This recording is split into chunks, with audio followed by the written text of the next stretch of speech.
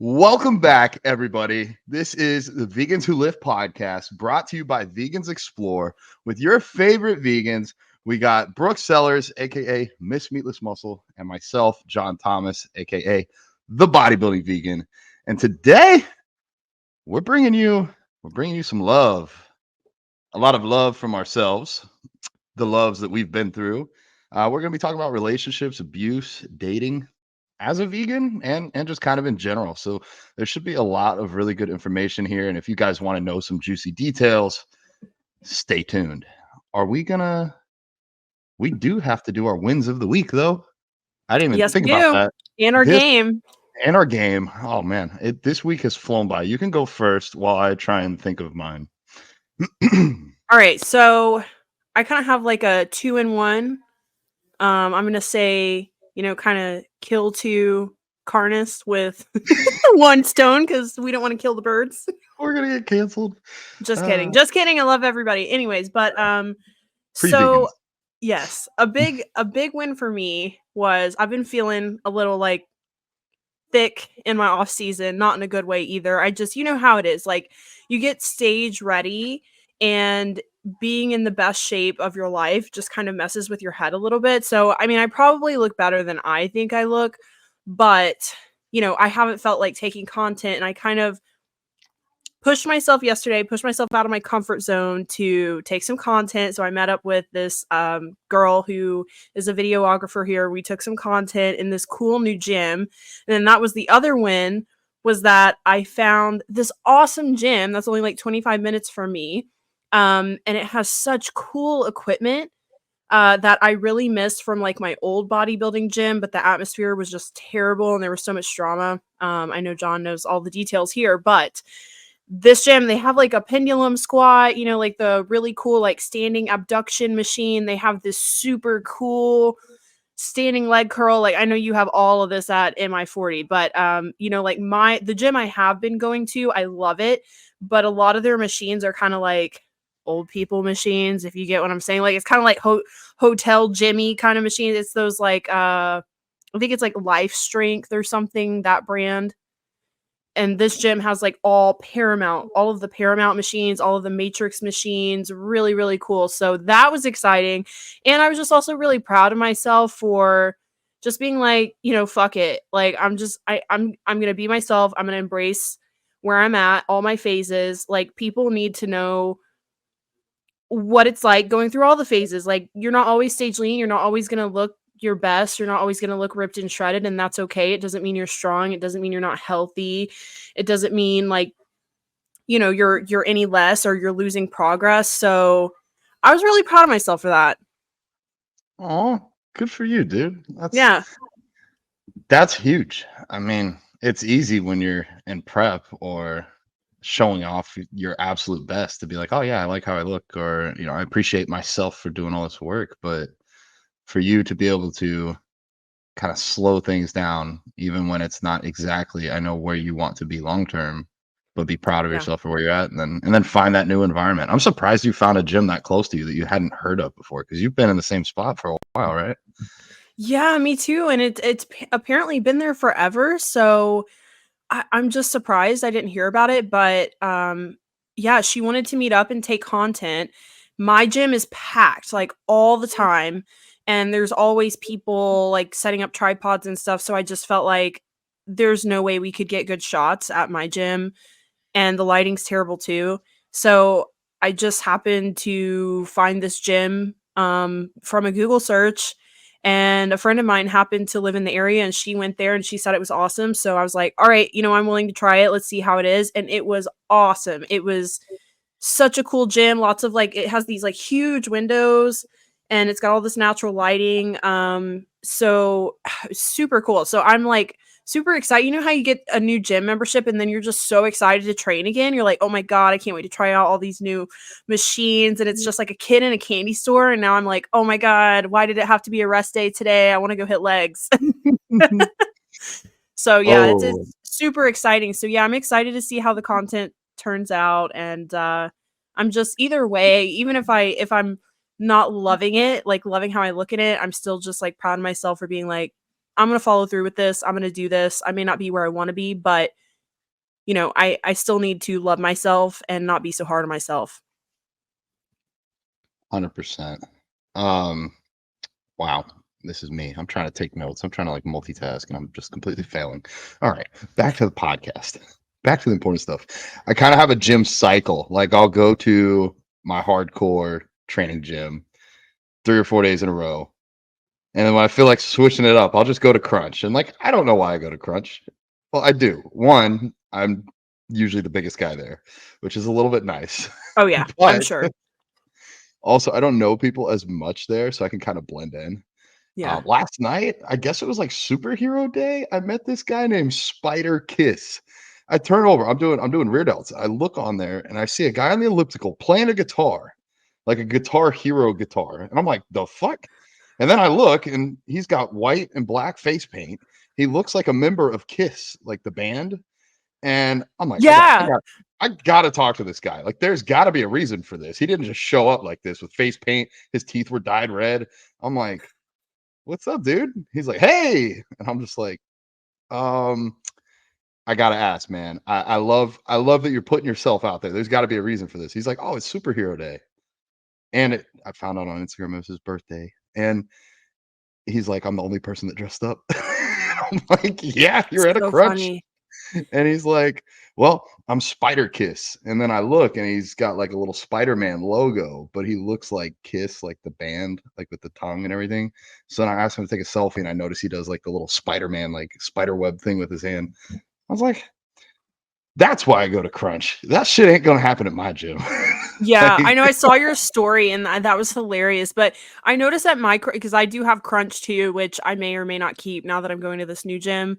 But I'm like you, I like to cycle gyms. Just it's like you said, like sometimes you just need a change of scenery, and some gyms it's like, okay, that's leg extension is better than their leg extension, and you know how it is. So, and they do the same thing. They'll have these like theme days, and people will show up in like crazy 80s outfits, or like they had like a, I don't know, like a western day, and everybody was like wearing cowboy hats and stuff, and I'm just like, it feels like I don't know if you had those weeks when you were in school where it was like tacky oh, Tuesday. yeah. Man, it's been a while since I've been in school. I'm getting old.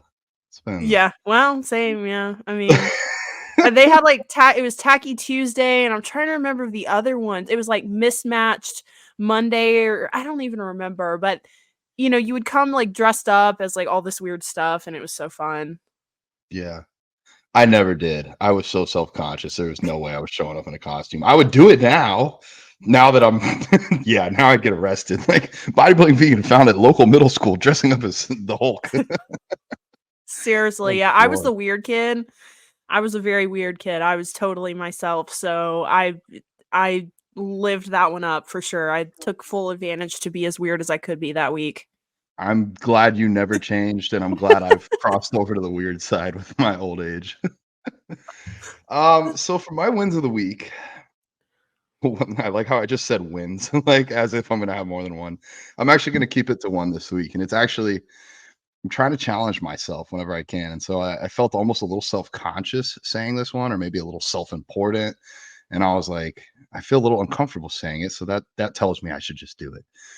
I got to work an event with Sean and Royce and Alex. So Sean from Vegans Explore, obviously. Royce is also with Vegans Explore. Alex Yabonks with Karma Farm Sanctuary.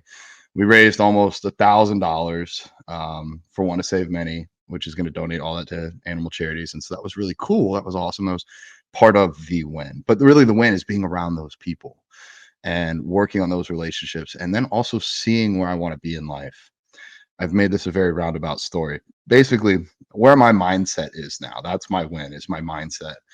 I used to think, like, make it an analogy. I'll make it football because that'll work for more people. I know this is bodybuilding, vegans who lift, but we'll pretend it's football.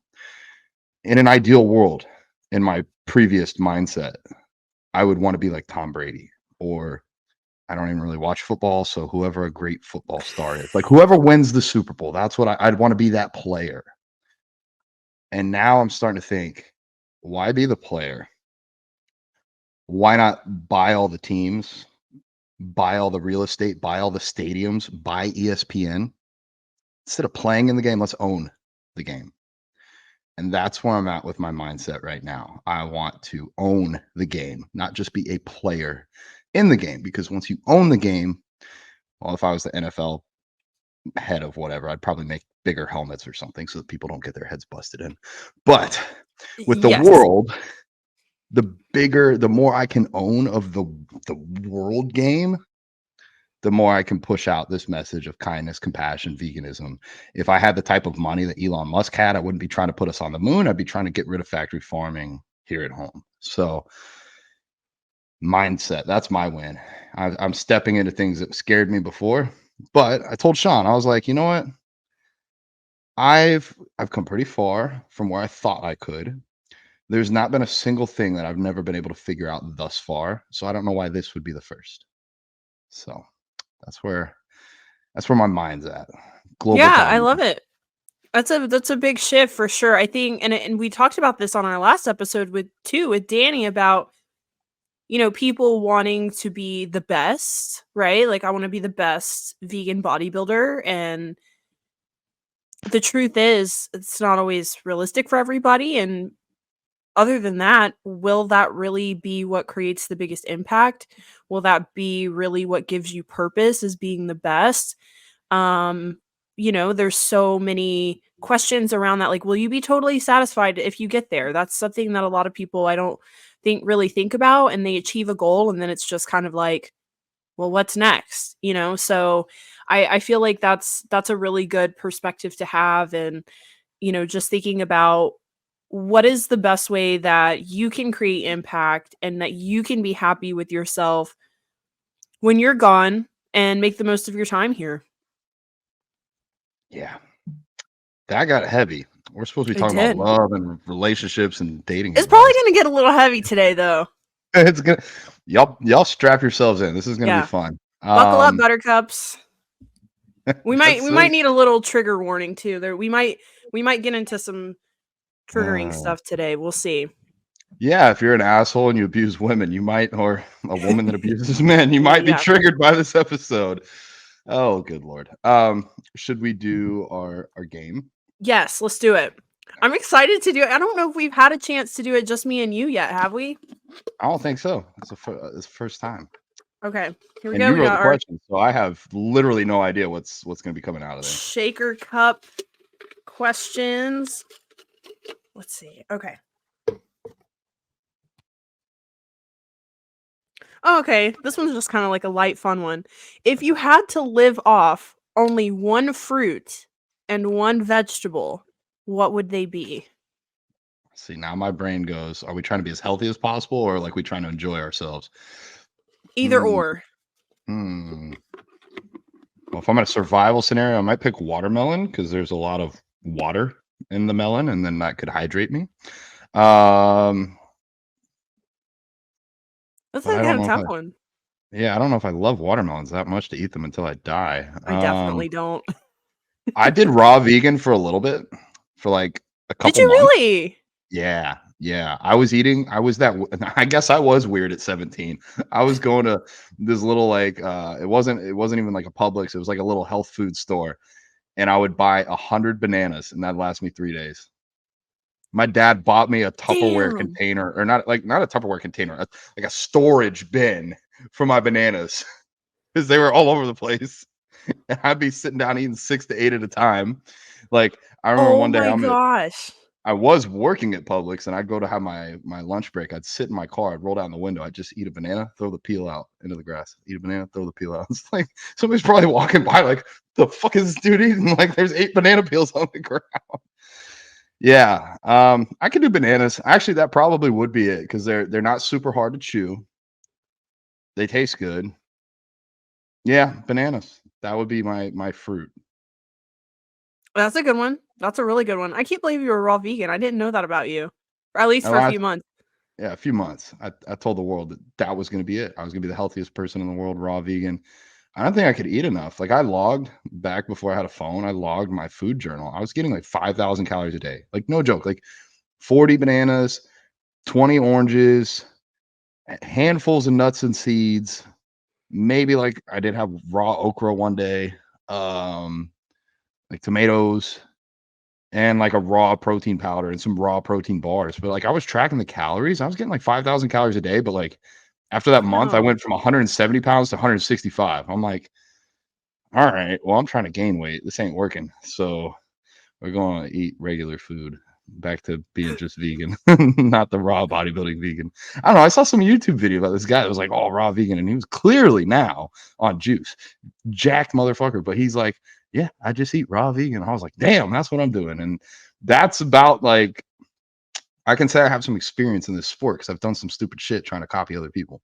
Um, I've done the guesswork for you guys. But okay, bananas is my fruit. Do you know your fruit? I think my fruit, I would probably choose apples because there's just so many. You know, like there's Mm.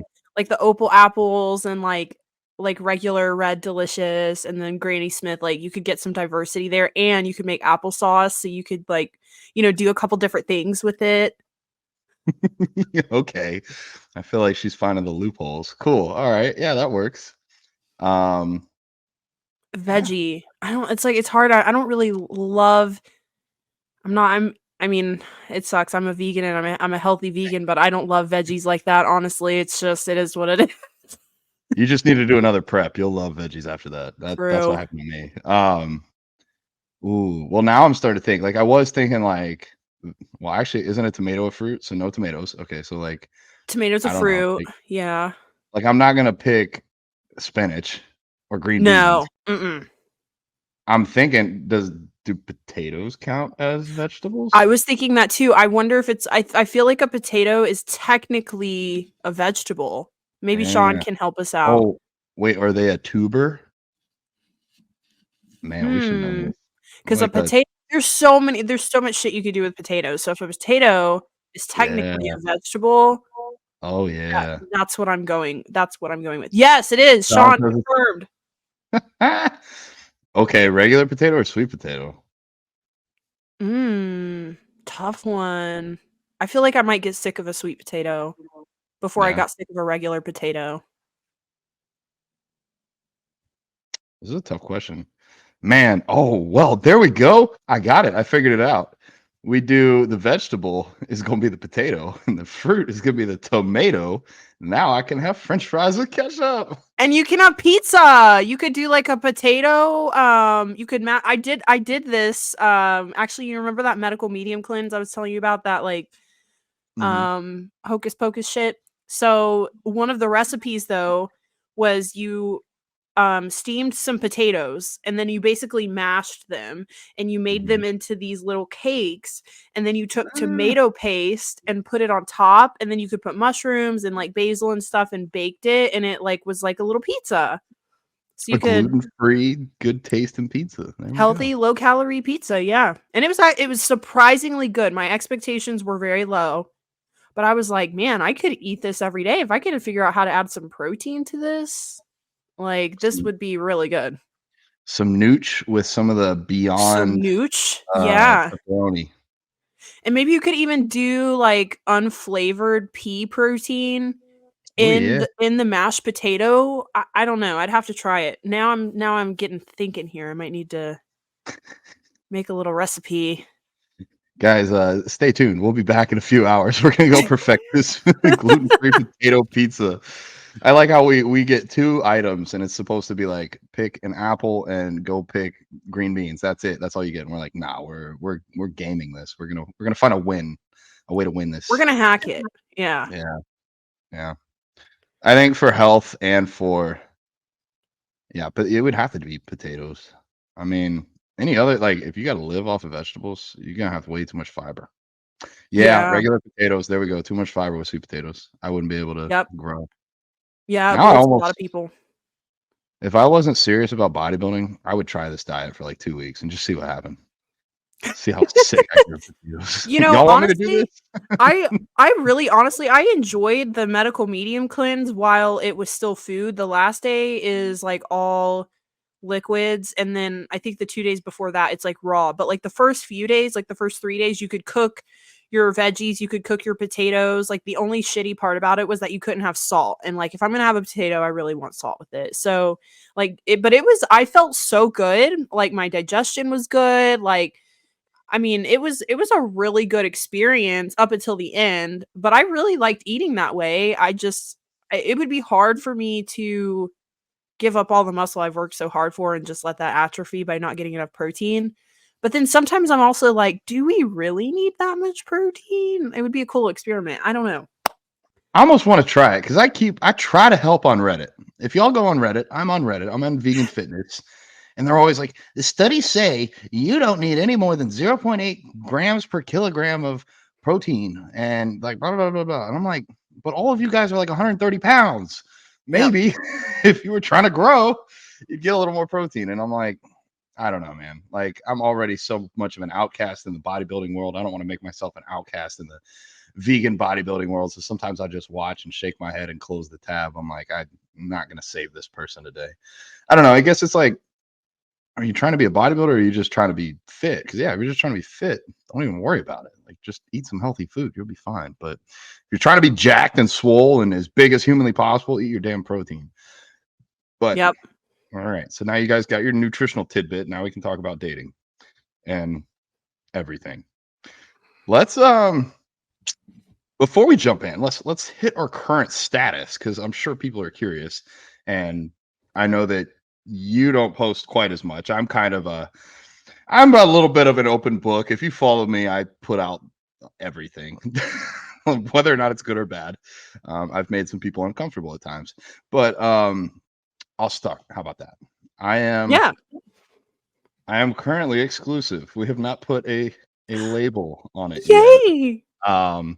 So ladies, men, in A bunch of between, everybody. hearts just broke out there. Yeah, Damn it. but anything can happen by the time this podcast is out. You never know. But no, no, this seems special, and I will get into this later. But currently, I'm seeing somebody. I only do the one person at a time thing. I have at one point been talking to like 4 people at once, but I hadn't met with any of them.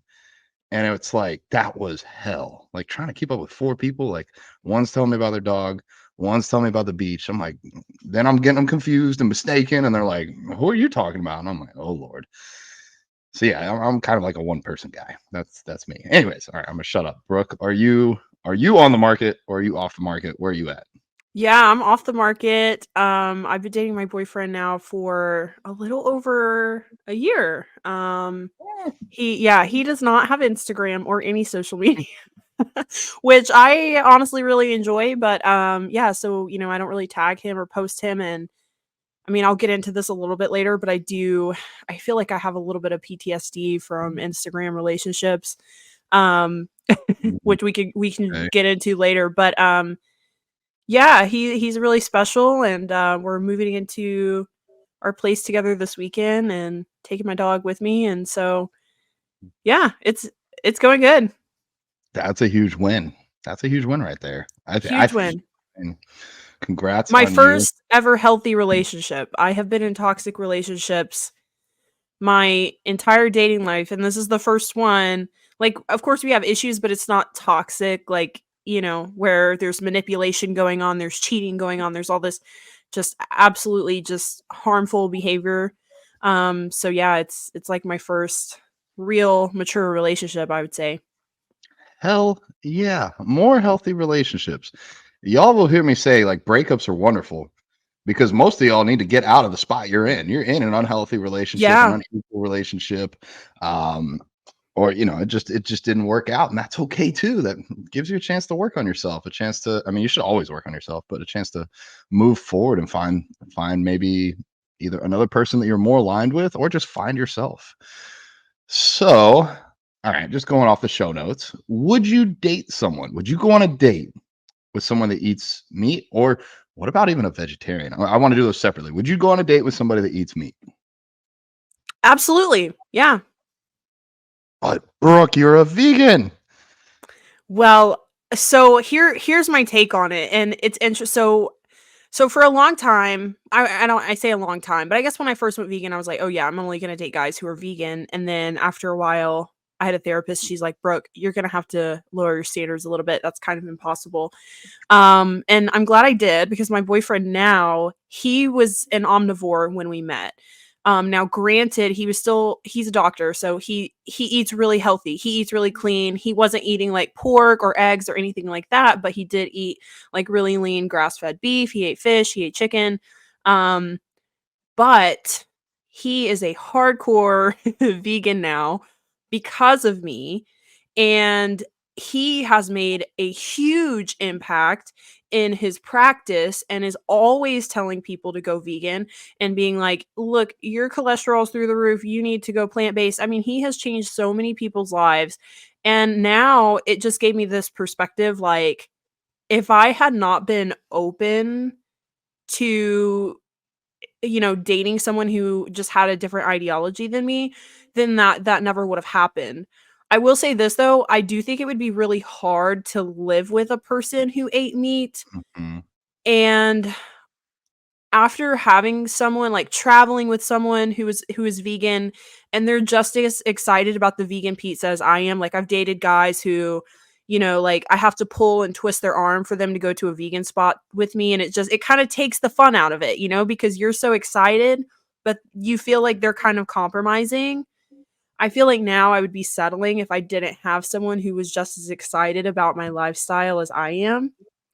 But I am lucky now that he's on the side and he's vegan now. But yeah, so it's like I would date someone who ate meat, but I guess with the intention that hopefully I could convert them or have them a little bit just more open-minded to my lifestyle and hopefully get them excited about it, because it's just traveling is so much more fun when you're vegan. Like when we went to Sarasota, and we went to all these cool vegan places, I mean, we would just leave just talking about how awesome the food was and like how incredible it was and how we didn't have anything like that back home. And we were just looking up all these vegan spots and like trying different places. And it's just so much more fun.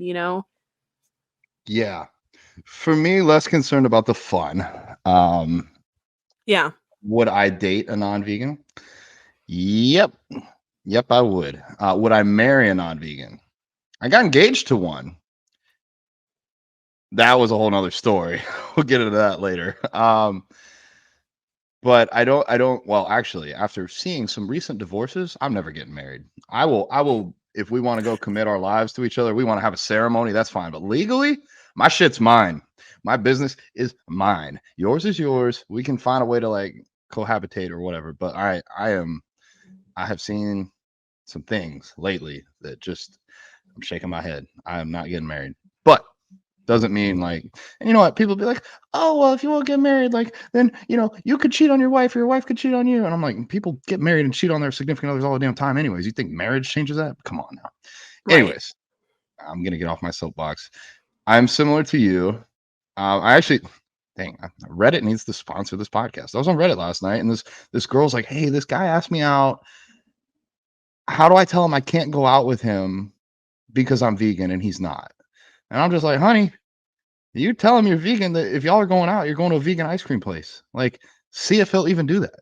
If he's like, ew, no, then okay, you got your answer. But like, what if Yep. he's super open-minded? Like you had your shot to change somebody's life.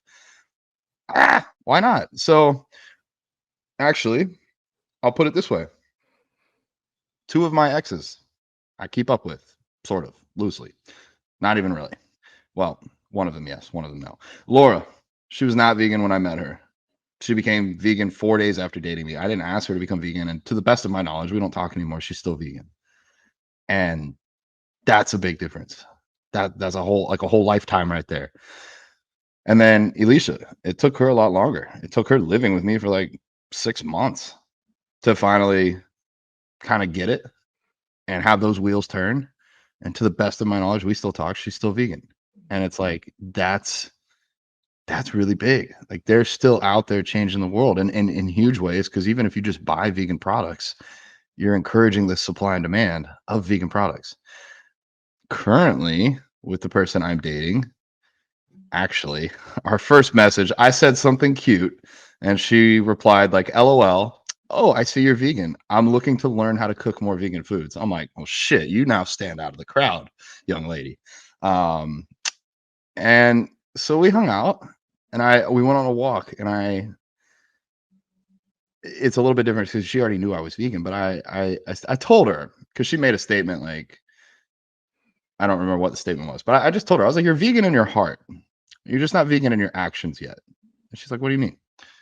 I said, if Saturday when we went on our walk, if I had said, if I wasn't vegan, do you want to come over and get burgers? Would you have said yes to me? Would you have gone on a date to go get burgers with me? And she said, yeah, I would have. And I said, okay, so when you got to my house on Saturday, when we go out to my backyard and I go say, hey, Annabelle, and I bring Annabelle, the cow, out from the shed, and I hand you a knife and I say, you're going to slit Annabelle's throat. We're going to peel her skin off. We're going to chop up her meat and we're going to cook it and we're going to have great hamburgers, freshest you've ever had. You still down? And she said, I could not do that. I couldn't. And I very kind of bluntly said, then why do you pay other people to do it for you? Sometimes I'm a little aggressive. That was me being a little aggressive. And I said, look, you're clearly vegan in your heart. You're just not there yet with your actions. And as of now, she's vegan. So I didn't pressure her. I didn't say you have to do this to date me or anything like that, because I don't want to force anybody on their journey, but I do want to do what I can to open their eyes. And so dating's a great form of outreach. I'm not trying to go date every non-vegan woman in the world and turn them vegan, but if I date you and I feel like you're a really good person, well, actually, I will not date you unless I feel like you're a really good person. And usually if you're a really good person, you do care about other beings other than yourself. And you know what, even if you didn't care about animals, it's about this, the world behind me. There's a map of the world behind me to remind me that there's a world. It's not just about us. It's not just about the animals. Like if we want to leave an inhabitable earth for the human species in the next 100 or 200 years, we got to change this, what we're doing now. So, wow. Is this deep? Yeah. I don't know. You made a lot of good points I wanted to hit on. One of them being, I really like that you made the distinction between would you date a vegan versus would you marry a vegan? Like, even if you don't marry, let's say, like, spend, like, cohabitate. Yeah. Spend your life, like, the majority, like, Life partner. 80%. Right. Like, the majority of your day and your time, you're with this person. So I think that's, like, kind of the deciding factor for me. Because when I think about, like, dating someone who eats meat, no problem, like, whatsoever. Like, I don't judge. I truly don't judge. And as long as they're not judgmental of me, like, I'm good with that. I have been on dates where I've had guys kind of pressure me and give me shit about it, and then that's just like a hard no. For the same reason, it's like if you follow some sort of religion, like if you're Hindu or you're Christian or you're Buddhist or whatever you are, and this person's trying to change your spiritual beliefs, it's kind of the same thing, because veganism is really a spiritual belief. You're valuing the life of another species. That would be a hard no. Like, I went on a date with this guy one time, and like we went to this Mexican restaurant and he ordered like shrimp, steak, chicken, fajitas, and I was like, fuck, like 3 animals just died for your meal. Like, that's so crazy. I didn't say that, but I was thinking that. But I'm like, all right, well, let's see how it goes. And then he just like is like, well, I don't understand why you're vegan. Like, why are you vegan? Can you explain it to me? And so I just did in the best way that I could. He started telling me about all of these stories about him growing up on a cattle ranch and how it was just normal, how they would have to go kill the cows and they were just products. Basically, it wasn't like a living being. And it was terrible. So like in that situation, kind of like the girl on Reddit, it's like you said, if the person genuinely respects you and wants to get to know you, then they shouldn't care that you're vegan. And I've had dates with me eating guys who they didn't care, like they just wanted to get to know me and it really wasn't an issue for them. But then the distinction is like living with this person, cohabitating with this person, you're traveling with this person. Like right now, it's so easy for me with my boyfriend because it's like I can go get groceries for us. He's not like, hey, can you pick me up a pack of chicken? I don't think I'd be able to buy meat for someone, and like right now I can meal prep for him. So like I occasionally will make some food for him to take to work because he works really long hours. And I don't know how I would feel if I had to meal prep for someone who ate meat. I don't know if I could do I it. So I literally couldn't do it. The last time I ate right. meat was 10 years old. I don't know how to cook chicken. I don't know how to make. I do remember making scrambled eggs, but like I don't know how to cook steak. I don't People are talking about you need thermometers for your food. I'm like, not if you're vegan. You got to be worried about food poisoning. Well, I've never had food poisoning. I even ate street fair food last weekend that had been sitting out for 12 hours. So it was going to get thrown away. And I was like, oh, it ain't going to get thrown away. It's going to get taken care of. Didn't get sick. Yep. Um, so yeah, like, and then you got it in your kitchen. That's the thing. Yeah. Like, I was thinking about getting a roommate. I actually shout out Royce. Come back. I need you. I need you in my life, brother. He's vegan, obviously. So that's super easy. But I had a friend that was maybe going to move in with me, and like then I thought about it. I was like, shit. Now half the fridge is going to have meat. We're going to have two different pots, two different pans. I'm not going to want him to borrow my Tupperware. Yeah, nah, I can't. I don't know if I can cohabitate long term with a non-vegan. So, and it's not Right. out of like judgment. It's more out of like, well, my kitchen is just not that big. If I lived in a bigger place, maybe. But I have friends that'll never be vegan. I know they won't. I mean, one is an avid hunter, and people are like, "Oh my god, how could you be around that?" And it's like, well, really, like to be honest with you, I feel like now I'm not in this position, but if I were an animal, I'd rather be killed by a hunter than by a factory farm. So if it's going to happen one way or another, I'd rather it be the hunter. Um, Also, the hunter puts some thought into what they're doing and is not cognitively dissonant. Like they understand, yes, I'm killing this animal, I'm taking their life. Whereas with factory farms and stuff, you're like, "Oh, I'll just pay somebody else to do it, and not think about it and pretend and put my head under the sand." So I almost have more respect for them in that way because they understand their actions and they're ultimately too. Hunters probably kill, I don't know, a few thousand, few, maybe 100,000 animals a year, but we're killing 80 billion a year in factories. So like, I ain't so worried about the hunters right now. We'll deal with that problem once we solve factory farming. But what I can say is like by being friends with this person, he's extremely respectful. Never made a single vegan joke about me. He respects me and I respect him. And now I think at least when he talks about vegans or thinks about vegans, he'll think about me. And maybe if somebody's like, oh, well, I was going to be vegan, but I can't because I want to work out. He'd be like, nah, check out my buddy John. Like, check him out.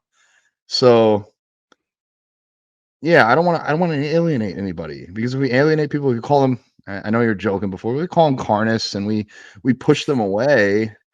They're never going to want to come to our side. So I love that Sean has come up with pre-vegans. That's what I call people. I say, are you vegan? And they're like, no. I say, oh, you're a pre-vegan. Not yet, but you're on your journey. And I think it encourages people to be open-minded instead of locked into wherever they're at.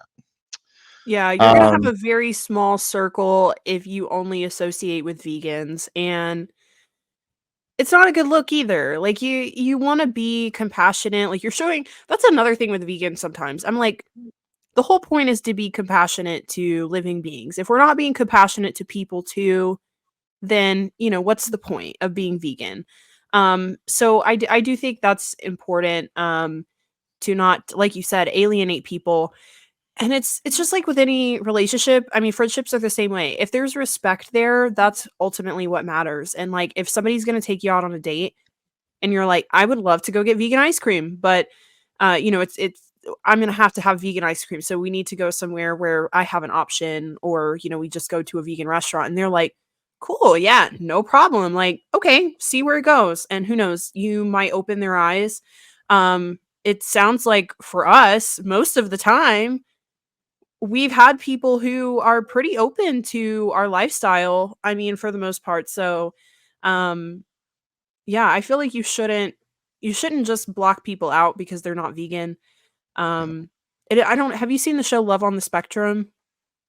yeah, that's a pretty good Abs one. Absolutely love that show. I was dying laughing last night because one of the main people in it, he went on this date and he was asking her, so what kind of food do you like? Do you like barbecue? She's like, "Well, I'm vegetarian." And then, like, off camera, he was like, "Well, she's vegetarian, but I guess it's not a big deal. I mean, it's just a minor issue. I really like her, and I think we can get past it." And it's just so funny to me. Was that the dude with the long white hair? The long blonde hair, yeah, and he Yeah. loves swords, and yeah, Yes, I remember. That's a good show. I love it.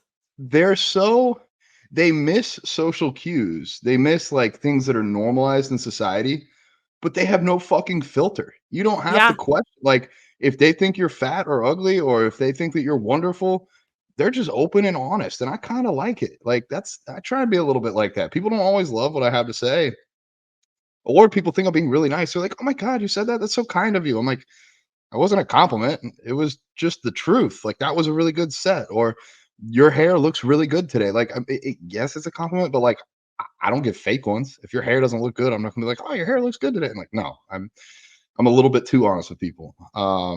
I love it. I'm obsessed. I was just telling my mom that last night. Like we have so much to learn from these people.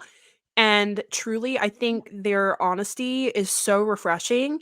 Like they'll be on a date and they're like, "So, honestly, how do you think this date is going?" And they're like, "Super awkward." And they're like, "Okay." Like it's they're just so honest, and I also just love how innocent and pure their relationships are. It's not like anybody's trying to use anybody, like they're not interested in just, a one night stand or whatever. Like they genuinely want to find their right match. They're like, she's not into nature. Nah, next one. Like, she Yeah. doesn't like Transformers. She's not gonna be right for me. You know what I mean? Like, there's just so like they Yeah. just really want their right match. And although they may be a little too picky, but to me, it's just there's so much we can learn about them and how they approach love and how they approach relationships, which it's just really cute. I'm just obsessed with that show right now. You said too picky, and then this brings me back to your therapist saying you need to lower your expectations, and like everything inside of me is exploding with like, what? Right? Yeah. Um, First of all, I don't know this therapist. Maybe this is just a one-off. Maybe they meant, Brooke, you should get out there and see what there is before immediately shutting it all down Yeah. just because it's not vegan. But fuck lowering your expectations. That's something that I've changed. I'd rather be single than be with okay or good. It's either a fuck yes or I'm getting the hell out. That's where I'm Yes. at. And that's where you should be at. If you do not say, do you want to be with the person that you're with? If it's not a fuck yes, what are you doing? You're Yep. wasting two people's time, not just one. Um, all right. So we could talk about getting into relationships and then getting out of. So how do you personally date? What is your strategy? Like well, you've been in a relationship for a bit, assuming you needed to date again or in the past, what was your way of operating? How would you find dates? Or do they just come to you? Um, you know, I have like I've experimented with dating apps, and I don't really like the dating apps. I just find it's very much like hookup culture kind of. So that has never worked for me, but I do know it works for some people. Always working meeting people organically has typically, well, this time it did work out for me. I will say don't meet people at the gym. That's a terrible idea because geez, you break up and then you got to see this person, and then oh my gosh, it's like that was There a wa lesson I learned the hard way. there was a time where I was at the gym with 4 separate women I had dated. Ugh. Gainesville was small. Well, yes, that's true. You were in a very small town. So yeah, but it's like it's hard because you go to the gym, and I remember this. I'd literally only gone on like 2 dates with this guy, and he was super into me, but I just was not feeling it. Like we just had nothing in common, and it just wasn't going anywhere. And he would just always come try to talk to me between my sets. Hey, like when are we gonna go out again? I'm like, well, I'd really like to just be friends, but he just kept kept trying. Like he just wouldn't take no for an answer, which respect. I appreciate the perseverance there, but I ended up just changing gyms because I was just like, God, I can't do it. You should have love on the spectrum to him, like, hey, dude, you don't bench over 135. I'm just not interested. I don't know how else to tell you. For real, for real. But yeah, I think meeting people organically is really good. And I know we kind of talked about in our notes off air, like if you do want to meet a vegan, there are places that you can meet vegans, like Mhm. vegan restaurants. You can always meet people there, vegan events, like all these events John's going to with Sean and all these people. Volunteering. I met a cool guy, and it didn't end up working out, but I met a guy volunteering at an animal sanctuary once, and we're still friends though. Actually, we just didn't really have much in common either, so we just are friends now. But that's a great way to meet people, and of course, John is now. Are you officially working with Vegly? Or I can say I'm officially working with Vegly. It's vegan Tinder basically. I mean, Tinder has some negative connotations, but it's the same system. It's you log in, you make your profile, you look pretty, and then you can say like or hide on people. And so you can determine whether or not you like somebody based on how they look in a 2 sentence thing. But just get the conversation started. See if you guys have anything in common and go from there. Because if vegan is the only thing you have in common, you still probably are not looking for the ideal, like there you yeah, got to have more than that. yeah. But it's super cool. What I do like about Veggie too, and see, if I go on Tender and I go on like the just friends setting, I know what I'm getting into. I know, well, there's gonna be a lot of guys that are just want to be friends with me, that want to be more than friends, or there's guys trying to do the same thing to women. Like it's just not gonna. But on Vegly, I do believe in the friends aspect. If you're like in a new city and you're trying, like, you're not really looking to date, or you already got a significant other, but you want to like have some vegan meetups with other vegan people, maybe go for a hike or whatever you do. They have a friends option. So I do think that's really cool, because I do think just for friends, not for dating, being vegan, you're already gonna have a ton of shit to talk about. It's gonna be easy. Mhm. Um, I was on Vegly briefly. It didn't really work out for me, but I will say Florida has a way better vegan community than Atlanta does. So, like, it was mostly just, like, all these, like, really older I knew what you were about to say. It's I think it's changed in the weird last men. couple of years, Brooke. I Yeah, think I'm a maybe it is, maybe it has changed, but I will say this, like, compared to Tinder or, like, Bumble, I do feel it's less hookup culture-y. Like, I feel yeah. like it truly is people wanting to make genuine connections, and really actually have a real relationship and just get to know you, whereas I don't feel like you really get that on Tinder. Well, I got engaged from Tinder, and I got another year-long relationship after that from Tinder. So, um, I think with y- men it's it, different. I think like with you being a man though, like you're gonna get out of it what you put into it, you know? But I do feel like there's a lot of guys, a lot of sketchy sure. guys who go on there and they're just, you know, Well, you know what? Be upfront. If you're just on there to have sex, there's nothing wrong with that. It's yeah, just don't like tell somebody, hey, yeah, I really want to date you. I want to get to know you. I want to talk to your mom, and we're just gonna right. hang out one night and then that's it. Yeah. That's a little disingenuous. And I felt like on Vegly, I did match with a couple of girls that are like, I'm not looking for a relationship. I'm just looking for somebody to have fun with. Um, that's it. Like no strings attached. And I was like, well, we'll see if we end up meeting up or not. And like I didn't really hardcore pursue any of those. There was one woman that I did go on a date with who I got 10,000 steps in. So like this is how I set it up for me. I was like, I want to go to the pier. Actually, that was the day I dropped my dad off at the pier. I dropped his ashes off on a first date. I'm just Wow. such me. That's just me in a nutshell. Um, I had That's some love on the spectrum stuff right there for there's a sure. spectrum there. I got my fanny pack with my dad in it, and I told myself, I was like, hey, 3:30 on Friday, I'm gonna go catch the beach right before the sun sets. Have some time to walk in the sun, get my steps in, drop my dad off at the beach. And I told her, I was like, no pressure. I'm gonna be there. If you want to show up, show up. If you don't, it's not gonna upset me. And she showed up, and we walked and we talked for like 2 hours. And then she told me, hey, this ain't for me, but like you're a cool person. And we're still friends on Facebook. And she shouts me out. Anytime somebody needs coaching, she shouts me out because she's part of like the Tampa Vegans group. So I'm like, hey, you can go on a date with somebody and you don't have to do anything, and you can still get a friend out of it. Like I'm probably never gonna date her, but she'll be my friend. So cool. Another person in my support group. And same to her. If she needs something, I'm there for her. For me, I guess I've had luck both ways. Jobs are an easy way. I used to like work in daycare at a church of all things. No way. Yeah, you didn't know that? Oh my I did God. not know this. So at 14, my mom still forced me to go to church. We went to a really liberal church, like super open-minded, like cool about the gay community, like just a honestly not a bad place. But I was still a 14-year-old kid. I didn't want to go to church. So they're like, well, we'll pay you to come be in the nursery and like watch these kids. And I'm like, I can get paid. Hell yeah, I'm getting out of church. So I ended up getting that was my first job. And that led to my first relationship over a year. And then a week later, it led to my second relationship over a year while they're both still working there. I'm not the smartest 17-year-old in the world. I don't know why I thought that was going to go over well, but um so that worked. Yeah, if you're a man, like go be a nurse. Go do something where you're surrounded by women. It'll eventually work out. I was like one of the two guys out of like 10 women at this place. So I had a numbers game on my side. If you're on Tinder, you're on the opposite side of that numbers game. Yep. Um, but Or not Vegly though, I think.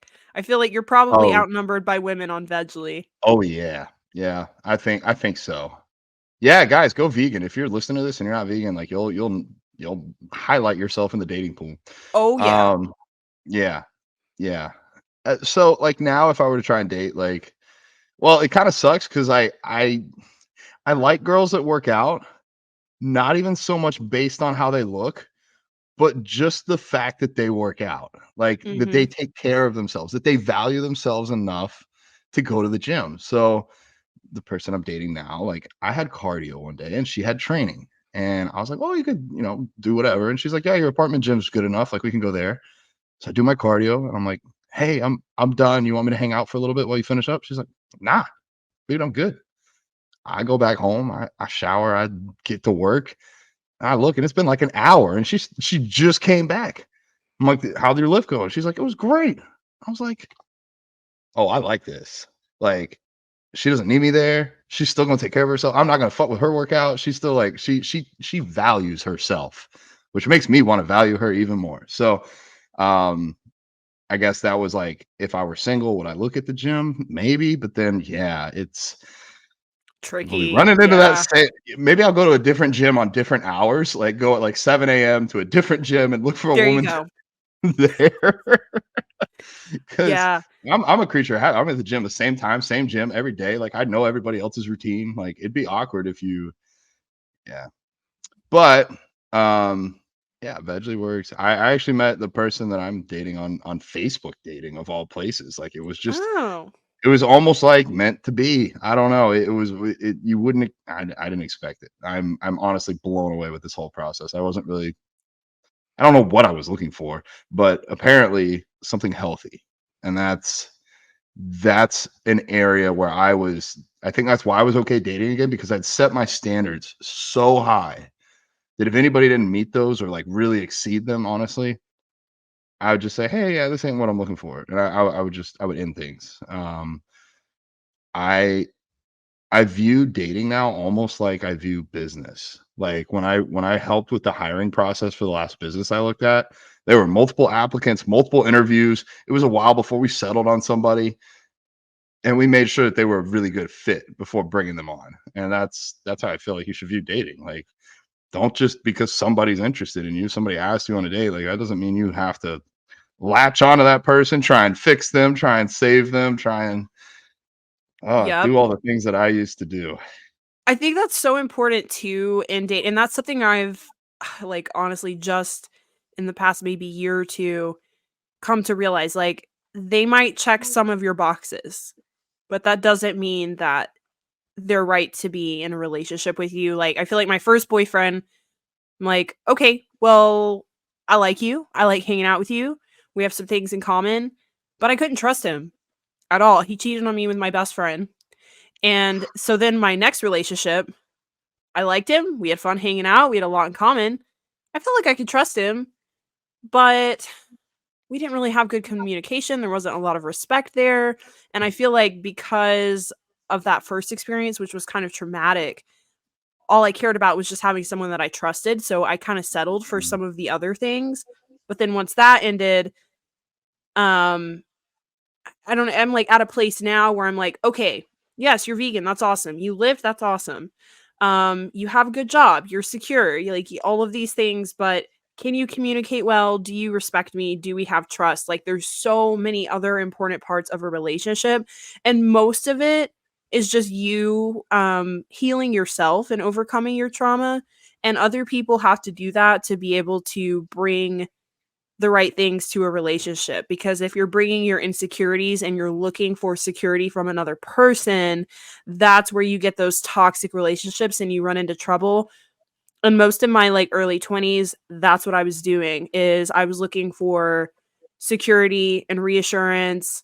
And I was kind of same, like trying to fix people, like definitely had that savior kind of complex, which after going through therapy, I learned is some kind of a mechanism that we have when we really want to feel valued and loved. Like we feel like if we fix this person and we change their life and we help them, they're going to love us forever because we changed their life, and they're going to think of us as just this amazing person, and they're never going to leave us because we changed their life. So, you know, you go as you go through all these relationships, you pick up little pieces that you can take with you, and then like I feel like you finally figure it out, and then you can have the right healthy relationship. Some people get lucky and maybe they have it the first time around, but I feel like nowadays more than ever, you have to go through a couple, as my grandpa says, frogs before you get to the prince.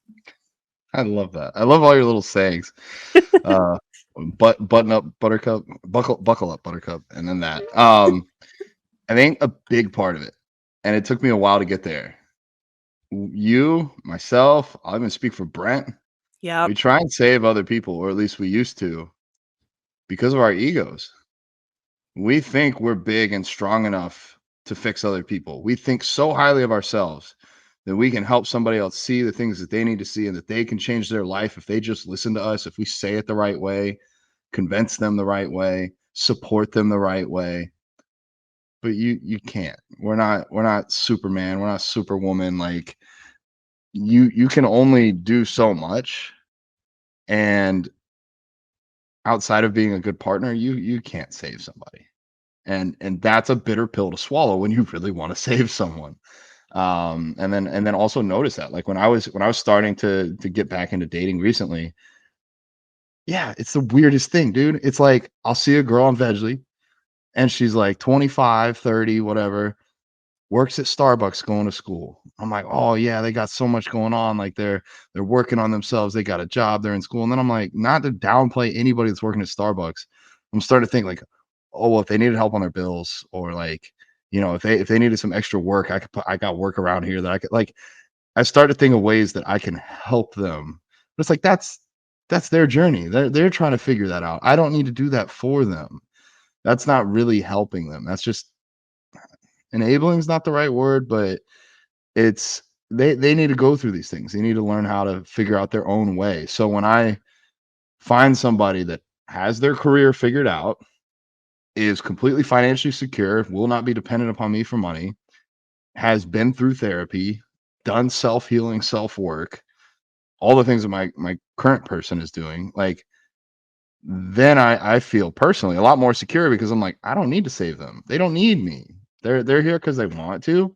And if they get laid off from their job or if something happens, I'm not their backup plan. Like they'll figure it out. And I've been that backup plan in the past. I've been that person that tries to save my partner, or when I was engaged, I stayed in that relationship for a long time because I thought I could save those kids. I thought I could be the dad Yep. that they needed, and that was really, really hard to walk away from and to admit to myself that I wasn't making the situation any better. Um, so yeah, Yeah. that's One of the most powerful things I've ever heard was I was leaving a pretty serious relationship I had, and this was probably one of the biggest turning points in my life, was leaving this relationship. I was dating someone who had BPD. And anyone listening, if you're familiar with that, you probably know what I went through. But to I didn't. clarify. I know what it means. I think I know what BPD is, bipolar disorder. Borderline personality So I or don't. Okay. yeah, so it's a little bit different than bipolar. Um it's well, I don't know. It's hard to say if it truly was BPD or if he picked up some jargon from his therapist. I'm not going to totally get into that, but that was what we were under the assumption of. But it was very challenging. And when I met him, I didn't know any of this stuff. It was fine. And like we met on Instagram. So like it was long distance for a while, so you can kind of like cover up some stuff and like be your best self, of course. And then more and more just crazy incidences started happening while we were together. Eventually it was so abusive. It was just totally consuming my life. I completely lost who I was and lost my light in that entire relationship. I moved back home and I started leaning on my friends around me, and I had this friend who had gone through a lot. She was actually an addict, and her husband, her fiance, actually had left her right before their marriage because she just was having a really hard time getting it together.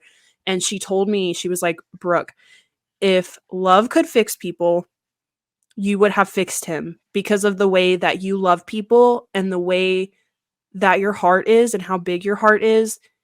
It would have fixed him. But love can't fix people. Otherwise, there wouldn't be addicts. There wouldn't be human trafficking.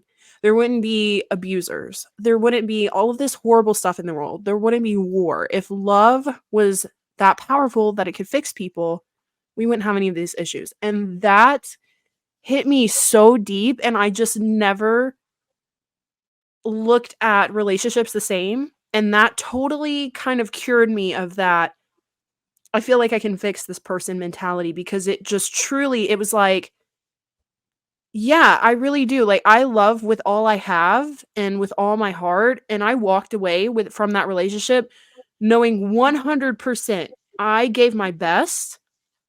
I did everything I could. I put my whole heart into it. And I gave so much sympathy, and I did everything that I could. And if that had been enough, it would have fixed him. It would have been perfect. And that really stuck with me, and I actually told Brent that, and it hit Brent the same way, and he was like, "Wow, thank you so much for sharing that with me." And it truly, it's just so powerful. And it's kind of the same with you. Like, you have such a big heart. Like, if your love could fix someone, it would. Like, you are a great person. You don't go around hurting people. So I think that's important to remember too, is like, it's sometimes it's not about you. It's just this person, they have so much inner trauma or just issues or just unresolved conflict that they have to work on. Like, your love cannot fix people. It's they have to deal with it on their own, just like how we have to deal with our own issues on our own. And that's why we're here today, and we have big hearts, and we can be open, and we can give the love that we give. That person that you're trying to fix and that you're trying to force this relationship with, they got to figure their shit out too. But yeah, I feel like you just have to know that you put your all into it, you gave your heart, and sometimes it's just not enough, and that's okay. Eventually you'll find somebody who that is more than enough. Yeah. Or the better alternative, you'll be single. It, Yeah.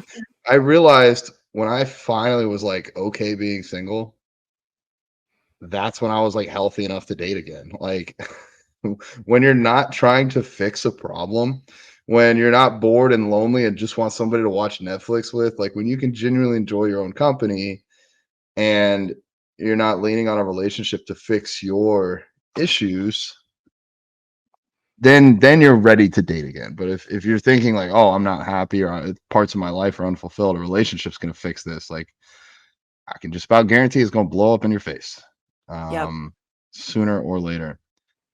Well, it is that time of the podcast that I need to pull a John. So I'm going to run to the bathroom and grab some water. I think now would be a great time for us to talk a little bit about our coaching. Maybe we could take a slight, like a little advertisement. Brooke, you can talk while I'm gone and just say if you're Okay. taking clients, what that might, whatever you want. I don't know. Talk about whatever you want. I'll be back in a minute. All right. We will be back in a minute, but for right now, we are going to pause for a short commercial break. So, yes, Meatless Muscle Coaching. I'm currently accepting clients. I have 2 spots opening up in March. I'm not sure when this podcast will release, but as of March, I will have 2 spots available. It is custom one-on-one coaching, custom workouts. They are tailored to you from home or the gym. They take place in my app. So basically, You get your videos, you can see exactly how to do it. You're able to log your reps and your weights and keep track of everything there. Nutrition is customized as well. So if you have any allergies or just foods that you really, really love, like you love, I don't know, protein brownies, I'll try to work that in there for you. So it's totally custom to you. And you'll also have supplement recommendations as well. So I'll help you with that. And we track your food with MyFitnessPal, which syncs with my app. So I can see everything you're eating and how much. And as far as our communication, we'll have monthly Zoom calls. We will have weekly check-ins going over your progress. And you'll also have direct messenger access to me if you have a question or you just need some support. And you'll have some access to my support group too, which I'm actually trying to launch some weekly group calls because I feel like that would be a lot of fun. So if that sounds like something that would help you, shoot me a DM. Let me know if you're interested. And yeah, I'll get you all set up and started. All right, we're back from the commercial break, unless John wants to insert his commercial. I will insert my commercial phrasing. I heard all of that. Brooke is a phenomenal coach. You guys aren't going to go wrong with Aw. her. I'm gonna be real here. I'm getting a little more strict with who I'm taking on. If you want to work with me, you better be serious. Better be ready to work. Better be ready Ditto. to follow directions. If I say send your photos and your weigh-ins and your check-in form, don't send me one of those. Send me all three. Mostly focused on people that really want to change. Like if you are just looking to get back into the gym for the first time ever, there might be a better value out there for you. You might be able to find somebody who can help you more with that. But if you're looking to transform, change your life, be a walking billboard for veganism, or get into competitive bodybuilding, I'd love to work with you. So shoot me a DM, go to the bodybuildingvegan.com, however you want to do it. But yeah, cool. We are back. I think I needed a moment because I think we're about to get into some heavy stuff. Yeah, we were getting into Um, heavy stuff there. how do you know, either through example, like a personal example, or like a guideline, how do you know when it's the right time to leave a relationship? How Mm. did you, especially an abusive relationship? That is a great question because it took me years to learn when to leave. And I never most of my dating life, I never left when it was time to leave. And if I could go back, I would have left a lot sooner. I think, as soon as you realize that you're not happy, it's draining you, it's taking away from some other part of your life, if trust is broken, if respect is broken, I would say it's time to leave. And maybe sometimes it's not like if it's not an abusive situation, I think yeah, like if it's just taking away from your life in some sort of way, like if you're, you know, if you're not hanging out with your friends as much because you feel like it's going to upset this person, that's something to think about if it's holding you back in any sort of way. If you're like, man, I'd really like to do a bodybuilding show, but my significant other, they're worried about me being up there in a bikini. There's stuff like that out there. So any sort of thing that's holding you back from being your best self, from waking up and just being happy every day, and it's taking away from you and you're having to suppress your authentic self, it's time to take a step back for sure. I do think, I think in rare situations people can change, but I do think you have to give someone like an allotted amount of chances. Like you can't just keep giving people chance after chance after chance after they tell you, "Okay, well I'm going to change, I'm going to do better," but they keep repeating the behavior. You have to be like, "All right, 3 strikes you're out," or maybe even less. For me now after everything I've been through, it's pretty much 1 strike you're out. Bye. It's a different ball game. Yeah. And the thing is, are they lying to you or are you lying to yourself? When they say Yes. they're going to change, you fucking know they aren't. I guess maybe some people, but honestly, the biggest changes I've seen in people was not while they're in a relationship, it was outside of it. And I'm not saying that you can't do self work and you can't change yourself. I'm just saying in my own personal experience, when I've had a boundary be crossed, a a red flag risen too many times, and I say, okay, if this happens every time, I'll put it this way: every time I've said, if this happens again, I'm out. Guess what? It happened again, and I had to get out. And usually it wasn't the first time. I mean, I'll speak to my own example here. I did go through. I'm going to call it an abusive relationship. It wasn't physically abusive. It never got to that point,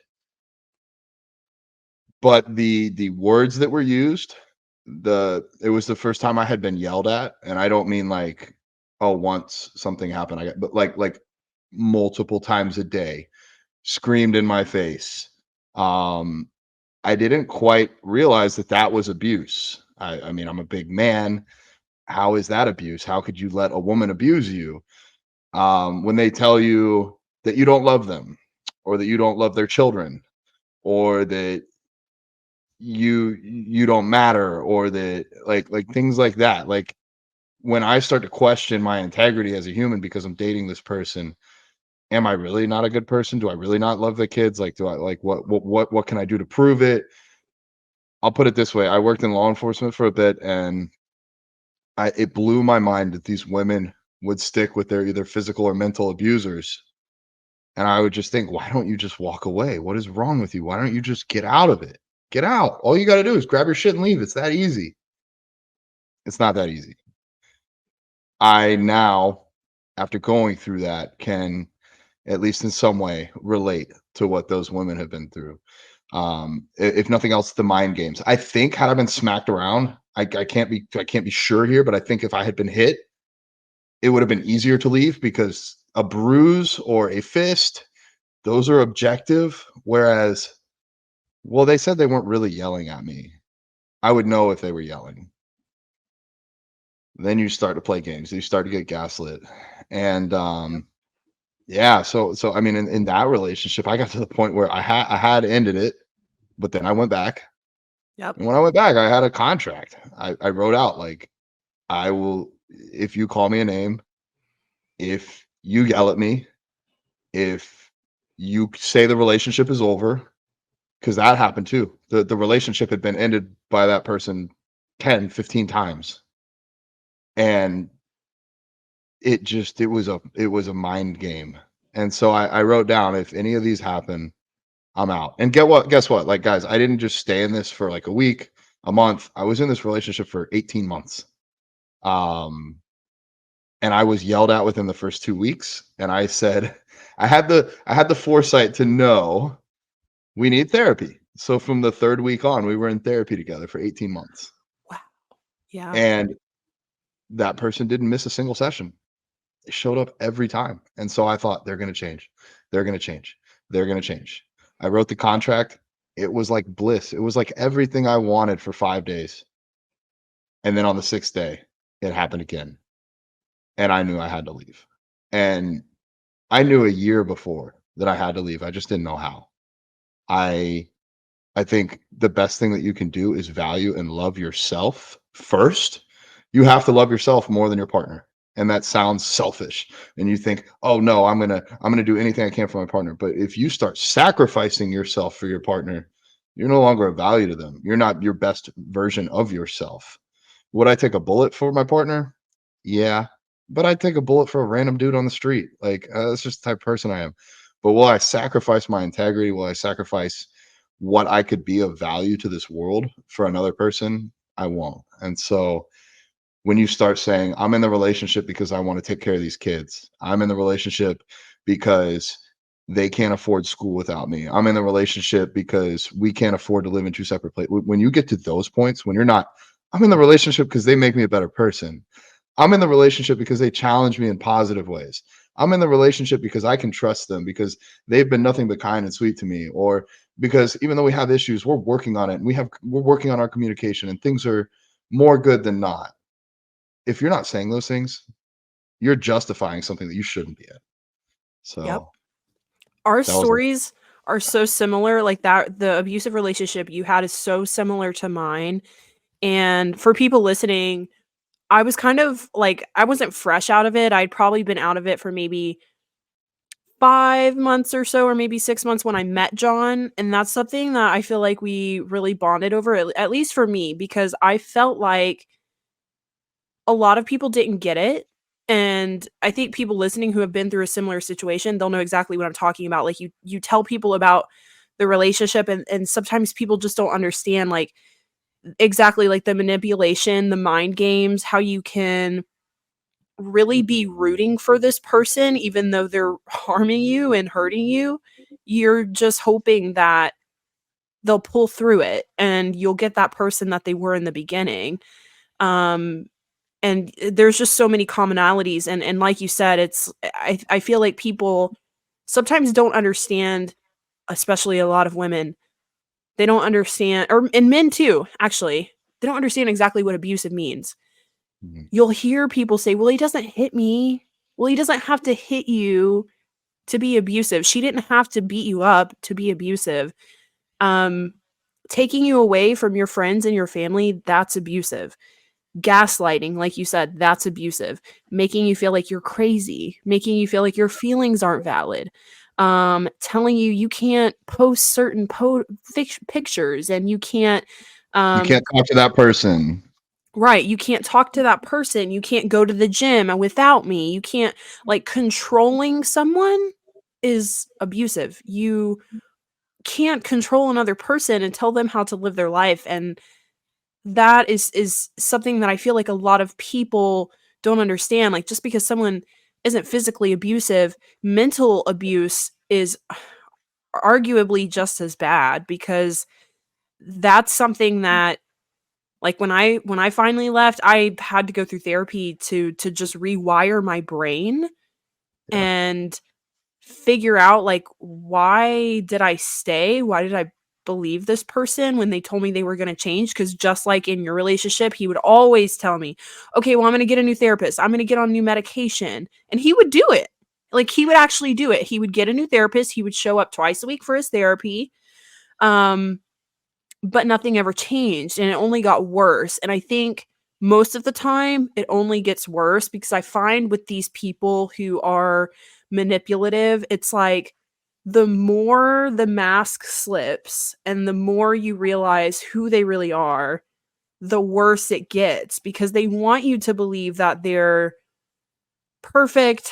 They love you, they don't have any flaws, like this is just, something they're going through or something they're dealing with, but it's truly who they are, and it's just something they typically struggle with their whole lives.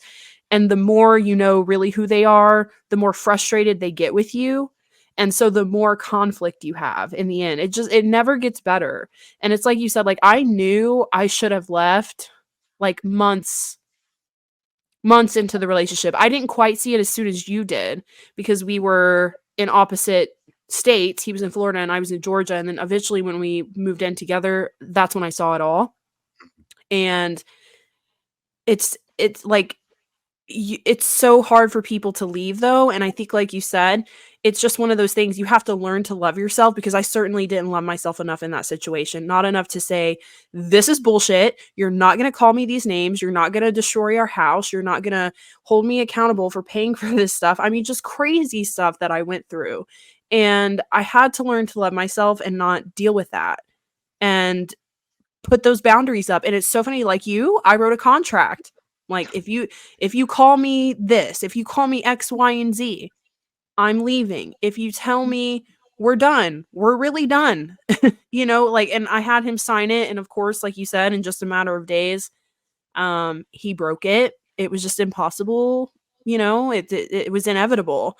Um, and eventually I did walk away, and I just had to cut him off completely. And then that's another thing. I have a friend right now who's in an abusive relationship.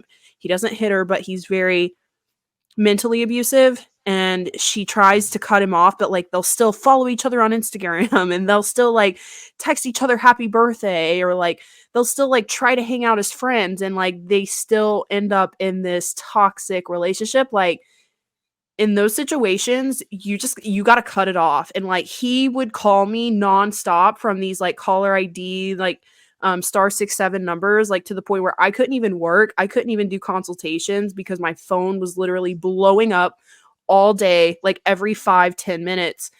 but I didn't give in. I stayed so strong and I didn't give in. And then eventually it would be like 4 calls a day. And then it would be like a call a week. And then it would be like a call in 2 months. And then eventually he just left me alone. And I would get emails and I would get all this stuff. Like, it was insane. Like, luckily we were 15 hours apart, so I wasn't like in immediate danger. But like, you got to cut it off and you just got to move on with your life, learn to love yourself, heal, and maybe get a therapist, Yeah. and just do the best you can to cut it off and not, breadcrumb these people, because they're just going to try to suck you back in. Yeah. What does your forearm say? You have a tattoo. Unbreakable. Yeah. I got this when I left a really bad relationship. Yep. Fuck yeah. Wow.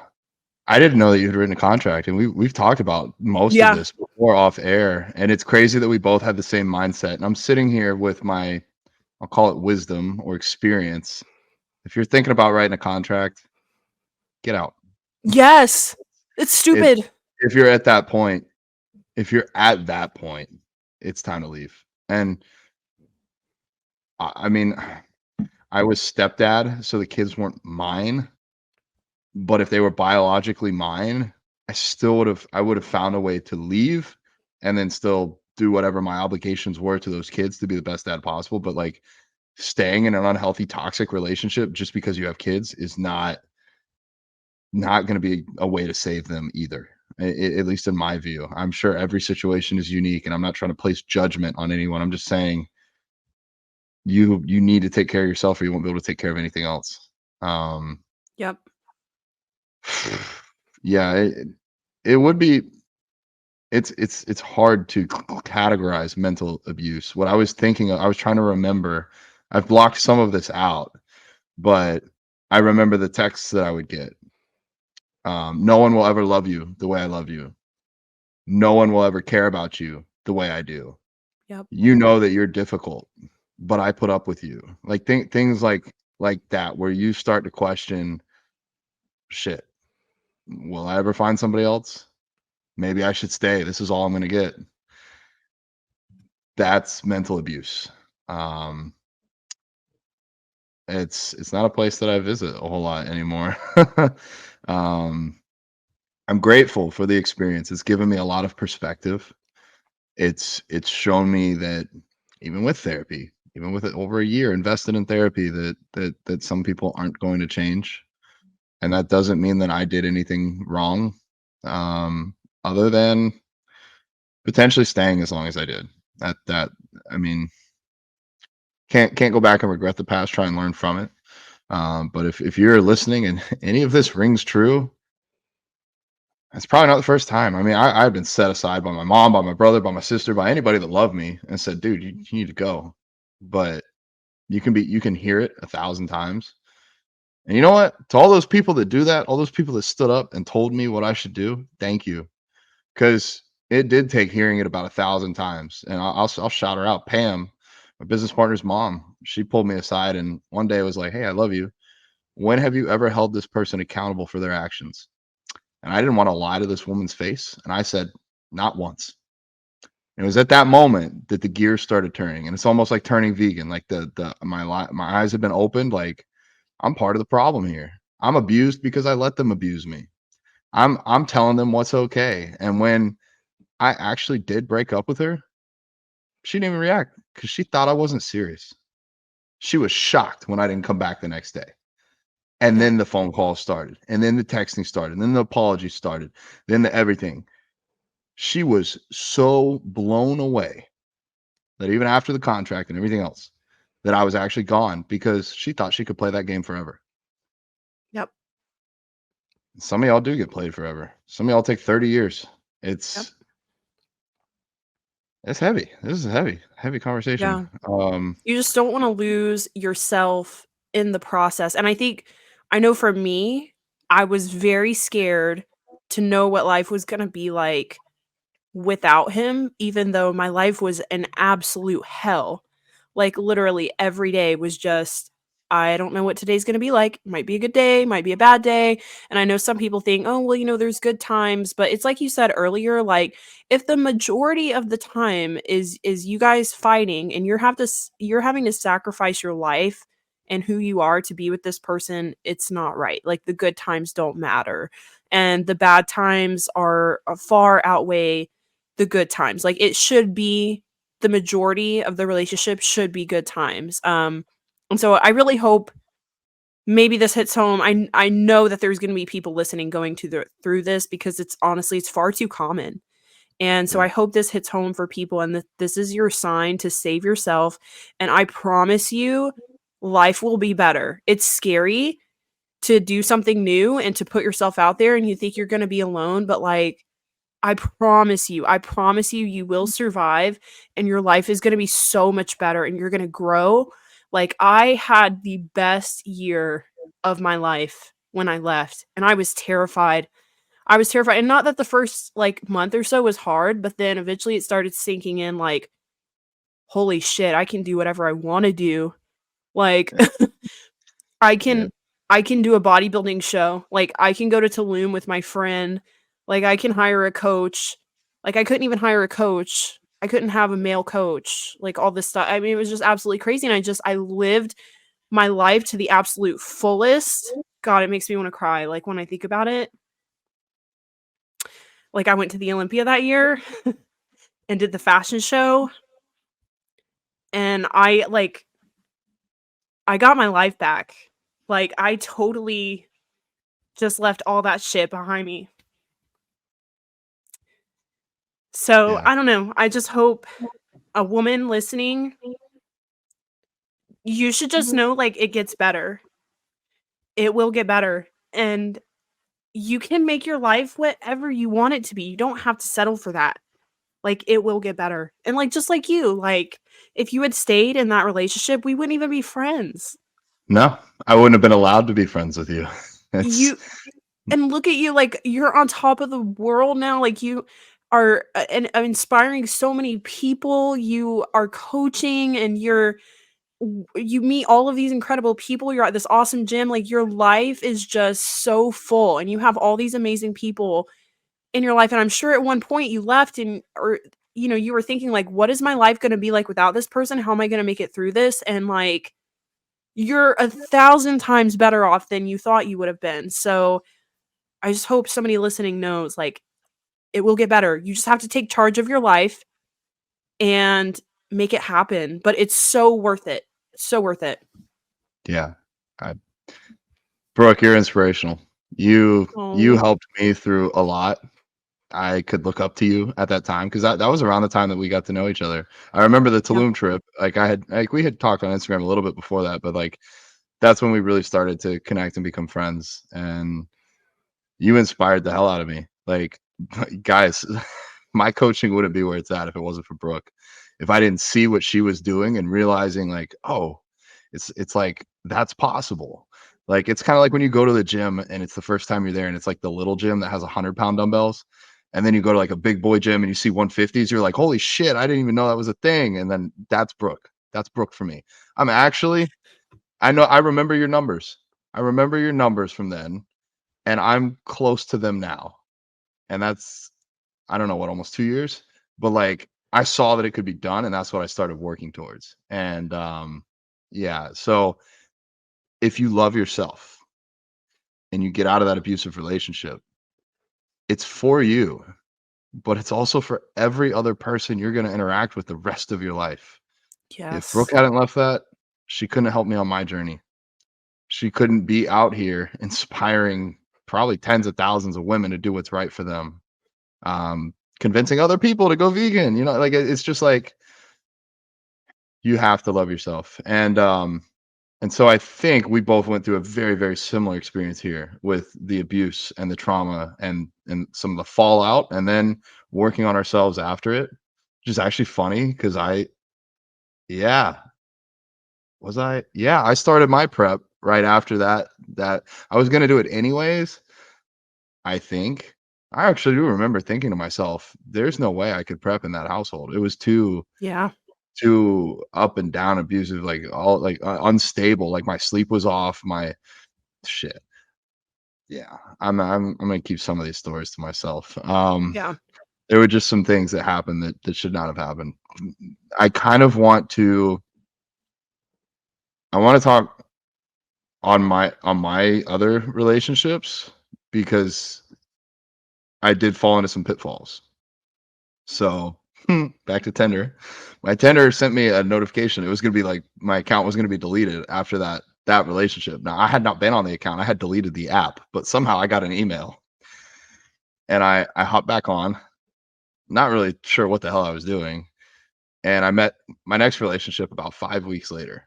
Now everybody's like, "Oh, you needed time to heal," and like all this stuff. And I was still in therapy. I was actually still in therapy for that abusive relationship going into this next one, for a number of months until I realized in therapy we were actually talking about being bullied and stuff as a kid more than anything else. But I think what happened was after going through that abuse, I was still looking for like a life partner. That was always like a goal of mine. I had a cousin. I still have a cousin. Him and his wife got married very young. They had a kid like while they're in high school. They're still together, and that was always my idol. Like I want my wife, I want my partner, I want to be just like my cousin and just grow up like that. And I met my next relationship, and I thought that that's where it was going, and we started working towards that. And Brooke and I had talked off air about this. Um, I have recently heard of the term trauma bonding, and the woman I was with, she had just come out of an abusive relationship as well. Um, and so I think we bonded over that and unhealthy, and maybe in an unhealthy manner. We became inseparable. We spent every single day together for until she moved and we did long distance. But we still, even with long distance, we're on the phone 2 to 3 hours a day. Like we were always making time for each other and planning our future, planning kids, planning a house. Like my whole identity became this woman. And I told her from like the first weekend, I will always put your interests above my own. And that's where I fucked up. I started putting myself in a cage to be willing to be the type of person that she wanted. And she did the same for me. It was weirdly, it wasn't toxic in the sense that we hurt each other. I think we healed each other a lot. I think we're both better off for meeting each other. She's the one that put "have the best day ever" into my life. I got this tattooed after, but I didn't want to lose that. I didn't want to lose that lesson. I have a way of saying it. Like I used to think she was put here to make me happy. I'm realizing she was here on my journey to teach me how to be happy. And it wasn't just her, it was enjoying life, enjoying the day, enjoying the moment, being present. And so when she broke up with me, that was a way harder breakup than me leaving abuse because I'm not going to say it's easy to leave your abuser. It's not. It was probably one of the hardest decisions I ever made, but it was a decision I made. When someone else did it to me, that was hard to come out from. That was the lowest point I'd ever been in my life. That was probably the closest I'd ever considered suicide. I literally felt like overnight I had no clue where I was going or what I was doing. But guys, I'll tell you, probably the best thing that ever happened to me. So if you're going through a breakup right now, you have no clue what's on the other side. This tattooed, it's in my best friend's handwriting. I didn't meet her until after that breakup. Like I wouldn't have Alyssa in my life if I had stayed in that relationship. So you never know who or what is right around the corner. And while a breakup might feel like the worst thing in the world at the time, for me, it was a gift. It was such a gift. I learned I have to love every day. And I carried this forward. I carried this forward into my next relationship and into my current one. Every day with the person next to me is a gift. They might die tomorrow. They can promise you the world. They can promise you kids. They can promise you everything, but we're all human. Any of us could get hit by a bus. Any of us could get cancer.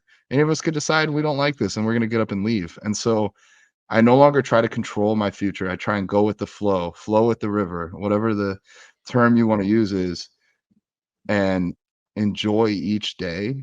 Of course, I'm still putting money in my retirement account. I'm working towards big long-term goals. I still go to the gym to maybe get in another bodybuilding show, but I'm less concerned with, hey, what's our 10-year plan? What are we going to name our kids? What school are we going to send our kids? Like you'll figure all that out then. Be on the same page with the person, maybe make sure they have some of the same ethical beliefs as you, but don't I guess if I could relive that relationship, I would have just enjoyed each day. The ending would have been the same. And I feel like going forward in my next relationship, I ended up walking away because I felt it was holding me back from this, like being what I need to be in the world. I felt a little bit limited on what I was able to comfortably do without making that person feel insecure. And so I had to walk away for that reason. And that was me choosing myself and loving myself and putting my own interests first, which is therefore putting the world first or anybody else like Brooke that I'm interacting with first. And you know what? It actually helped that other person too. They're now on their journey doing what they should be doing, living their own life, doing things that they had always dreamed of doing. And so, yeah, breakups like they can be painful, but pain isn't always bad. It's like leg day. If it doesn't hurt, it ain't working. So if you're going through something hard, I tell people, I tell them this the most loving way possible that I can. I hear that you're going through a breakup. I'm not going to say I'm sorry. I'm just going to say you're going to get a hell of a lot stronger than you realize you needed to be. And you can use that and you can grow from it. And it's how you want to view things. So Yeah. I need to take a breath. That was a lot. I just wanted to put that out there. That's my own personal journey, my own personal thoughts. But you I got to put your agree. Breakups are a gift, even though it doesn't feel like it right now. Truly, like it's like John said, like when you see it, I mean, hindsight, 2020, you'll see it as a gift because there's just I mean, I don't know, if you believe, I mean, I know you believe in the law of attraction. It's like the universe will force you to leave a situation that is not for you, and hopefully you listen because you're going to find the path that is for you. Like I said, like literally I was so scared to leave, but I had the best year of my life. I mean, my life just like blew up. I was finally able to be myself, and when I was myself is when I got all these opportunities. I met all these incredible people. I had all these awesome connections come into my life, and it's like you can't do that if you're in the wrong place. And breakups are hard. It takes healing. And maybe it wasn't a bad relationship and you still care about that person, but it just wasn't right for you at that time. And you can't be your best self with the wrong person. And maybe you need to be single, maybe you need to heal, maybe you just need to find the right person, but you can't do it if you're in the wrong place. So yeah, I agree with you. Breakups, they suck. They hurt. But it's going to get better, and it was for a reason, almost always. just like Bulgarian split squats. They suck, they hurt, but it's for a reason, dude.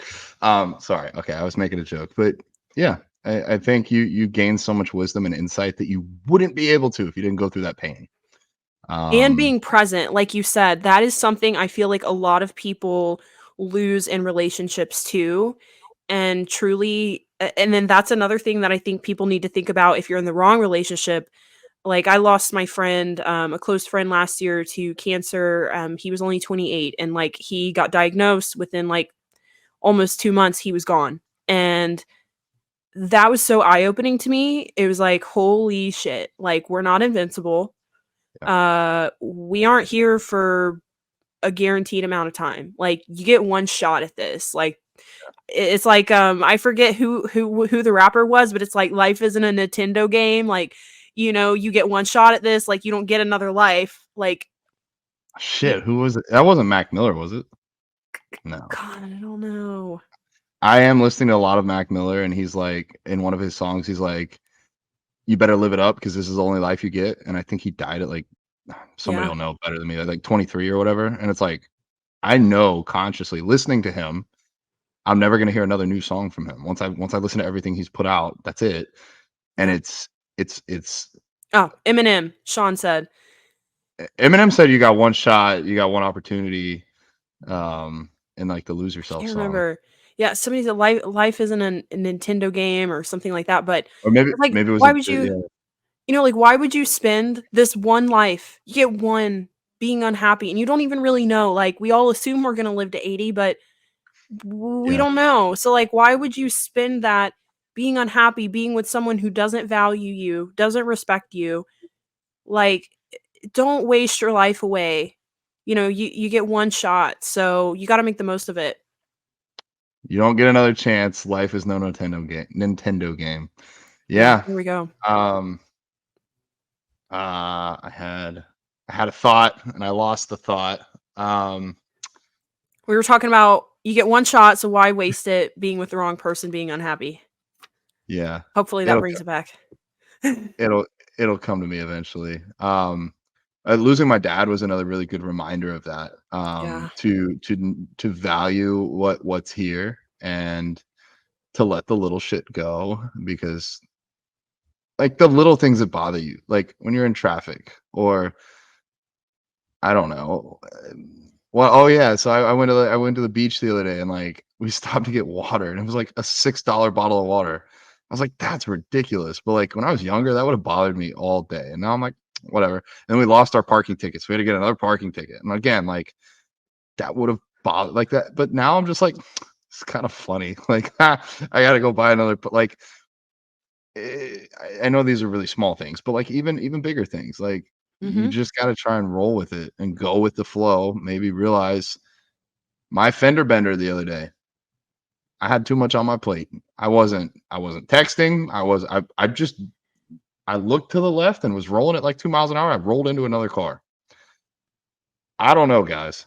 But you know what? It reminded me to pay attention. And the next day, somebody at 50 miles an hour swerved into another lane. And so that car swerved into my lane and almost hit me. But I was paying attention. And like, I don't know. I was tired. It was post workout. Like the previous day, I had not been in that fender bender. I might have just let that dude sideswipe me out of into nowhere, into a telephone pole. So, Yeah. um, I do want to get into this. I want your personal take. Yeah. Outside of so an abusive relationship, if you leave it, it's probably good to leave that in entirety. Um, I feel like typically people aren't gonna change. Maybe they would. I mean, if I got a text message from that person saying that they had been through whatever and they had changed and they wanted to just like catch up, I don't know. I might entertain it. I do feel like for me, once I love somebody, it's like they got a spot. That's never going away. I can't unlove somebody. I can distance myself. I can remove them from my life if need be, but I still love them. Even outside of romance. I got a guy that really upset me the way he left me from my life, but like I think that's why it hurts me. Is 'cause I still love him.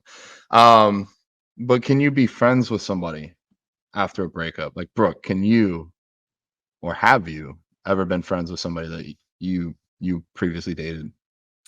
Yeah, I think it depends on the situation, right? Like, I think if you're like you said, if it's an abusive relationship and you're, in danger, or you feel like this person is going to continue to manipulate you and play games and bring any sort of negativity to your life, no, it's not worth it. I think it's important that both people feel like they can be friends. Like, I did Yeah. date a guy who really broke my heart because I really did like him. It was like just a very quick, like we only dated like maybe like 2 months or so, but he like texted me to break up with me and it just totally destroyed me and it was so heartbreaking. Yes, it was, and I was at a Lady Gaga concert with my mom and oh my gosh, it was terrible. Like he absolutely broke my heart, but in hindsight, like we said, I'm like, this was such a blessing because really we didn't have that much in common. And I feel like, even though I really liked him, it wasn't really the best fit for me. And, I felt like even though my heart was broken, that I could be friends because I didn't see him in the same way that I saw him when we started dating. And so, yeah, I mean, he was really funny. So, like, I enjoyed talking to him and he was a good person. It wasn't like he was a bad person. Like, he didn't cheat on me or anything. He just, didn't feel like I was the right one for him. Could he have done it in a better way? Yes, he could have, but um I was like, "You know what? I feel like we could be friends. Like I would like to be able to catch up with you sometimes and like, make sure that you're okay, like see how you're doing in life." He had a kid and he had a really sweet kid and I liked the kid. So I'm like, "Yeah, like we could catch up sometime and like, make sure we're cool." Would I hang out with him? Probably not. But I do feel like you can end a relationship on good terms as long as both parties are like equally over the relationship. If somebody still got their heart in it a little bit, you can't be Yeah. friends, you know? Yeah. That's a good point. Because I was only thinking about it from my perspective. Yeah, they have to be on that same page where they're okay just being friends. I think a good like measuring tool, if you can be honest with yourself, if it's your ex and you found out they started dating someone else, does that make you feel happy or does that make you feel something else? If it's anything Mhm. else other than happy, if it's jealous, sad, upset, whatever, then you're probably not at a spot where you could be friends. I'll put this out there. For me, going forward, I'm not looking for a partner, like a romantic partner that I could be best friends with. I'm looking for like a best friend that I could be a romantic partner with, if that makes sense. Like the one comes before the other. Now, obviously, there's always going to be some gray area there once you sleep with somebody or something like that. It's kind of hard to undo that. But I will say this, like, I'll just put it out there. I've put it out there before. I broke up with Elisha and I still love her. She's still an awesome person. She just wasn't the right fit for me. That doesn't mean she's a bad person. Doesn't mean she did anything to hurt me. Doesn't mean that I wish anything less from her. And it doesn't mean I want to cut her out of my life. I mean, I've still left a lot of stuff up on Instagram because I'm like, in the past, it would have been take 5 hours, scourge my phone, delete every photo, delete the conversations, go through Instagram, go through Facebook, go through TikTok, delete, delete, delete, delete, delete. And now I'm like, you know what? That was a spot in my life, and it's still a spot in my heart. And I wish her the best, and I hope we can remain friends. And I hope we're both on the same page. I hope nobody wants more than that. And if I found out tomorrow she's dating another guy, I would be like over the moon happy for her as long as that was a good, healthy relationship. And Yeah. I'm to the point now where I'm very upfront. When I met the person I'm dating now, I said, "Hey, I still talk to like I talk to Brooke every day, so like you got to be okay with me talking to other women. I'm at the gym with half naked women. My clients send me half naked photos to do their check-ins. Like I'm around. I get up half naked on stage. I hope all this is okay. And I will be talking to my ex. I will. Potentially multiple ones of them. I mean, I'm still friends with my ex from 16 years old. She's out in Seattle and just had a kid. Like, it's cool that we can still keep up. Like, our moms still sometimes get lunch. Like, that's cool. Um, but I told her, like, and the same goes for you. If we break up for any reason, I already love who you are. I love your soul. I love your energy. I love what you put out into the world. You're a good person. I don't see a need to remove that. If you need to remove me from your life, I understand. That's okay. I won't hate you for it. I'll actually love you that you're taking care of yourself if that's what's truly best for you. But whether or not we stay together, I hope that we could be friends for the rest of whatever time we have left here. And I'm actually because I know this is going to be a delayed podcast. I can put this out there in case she hears it. It'll happen after the fact. I'm not going to write her a love letter today because I feel like after you break up with somebody, if that happened, if we break up, you kind of take love letters and you throw them away or whatever. I'm gonna write a letter just being a reflection of what I see from her, of all the good qualities she has, of what she's doing for the world, so that this letter is applicable regardless of if we're each other's partners or not. And I like that. And I've told her too, like, just communicate with me. If you tell me, if you call me, if she called me right now and said she's leaving me for another guy, it's a better fit. Yeah, I'm gonna have like a 2 second like pity party, like, damn, but I'm gonna be, let's fucking go. That's where you need to be. You need to be with the best person that's the best for you. Because if you're not the best person for me. And that's how I'm trying to operate going forward. I know it's a little bit against the grain. I know some people, I know younger me would be like, why is she still talking to her ex? Does she still want something? Is she gonna cheat on? Like I would have all these limiting beliefs about myself and about the relationship that I don't anymore. So yeah, I intend, not even can I intend to be friends with my exes going forward. Um I think I it's mean, possible. You know, it's all context. I will say for me, like, I have hardly any exes that I would care to desire even a friendship with. It just happened I had one, which is kind of the only example I could give. But yeah, I feel like for sure, if you have somebody in your life and you guys just grow apart, which is like kind of what I feel like happened with you and Alicia, and like you guys just weren't a good fit, but like you both were really good people and you both brought a lot to each other's lives. I mean, why should you have to cut off that person completely? Like, you know, you should be able to just be like, "Hey, Merry Christmas," or like, you know, whatever. Like, or yeah, just, you know, like you see she got some awesome promotion or something, like you should be able to text her congrats. Like you still care about that person, you just don't want to spend your life to that person, and it doesn't mean that you don't care about the girl that you're with now, Yep. so I definitely feel like with the right situation in person, it's possible, and I don't see anything wrong with it. And so that's kind of my standards going forward too. If like, oh, if I'm with you because the sex is great, or if I'm with you because we're both vegan, but like that's it, we're not friends, we're not like Alicia was my best friend for over a year. Like it was hard to walk away from that because I knew I was gonna have to leave that. And obviously our relationship will be different going forward. But if I still, she loves sharks. So if I see a Jaws meme on Instagram, I'm forwarding that shit to her until she tells me to stop, that it's bothering her. Like that's, I mean, I even got this tattoo because she played that silly game where you like do the okay sign. I have a Yeah. little vegan tattoo there. So like it wasn't like for her, but like that's what that game makes me think of. And I had nowhere else that I wanted to let somebody experiment a tattoo on me. So I did it that way. Like, I don't know, people, I could delete all the photos. I could block your number. I can't remove the experiences you gave me. It's still in my life. So whether or not it's public or private, it's still there. I could throw away. I threw away everything from my other two previous relationships. Everything. I kept the spoon actually because I liked the spoon, and then I left it in an Airbnb. So now I don't even have the spoon. I got nothing, but it's all up here. Just because it's deleted doesn't mean I can delete it from my brain. And so that's why I'm going forward. It's like I'm not gonna do anything that's like trying to upset my current partner, but also I'm not gonna try and delete my past because it's there. It's for me at least. Um, I have one more show note that I think is funny. Let's do it. Um, I put the curse of John. Poor Alicia. Um, I've now been in. Wait, hold on. One, two, three, four, five. I've been in 6 relationships that have lasted longer than a year, but not hit 2 years. So I call it the Hmm. curse. Call it the curse. I've been with 6 different people, never cheated for over a year, but under 2. Um, Hmm.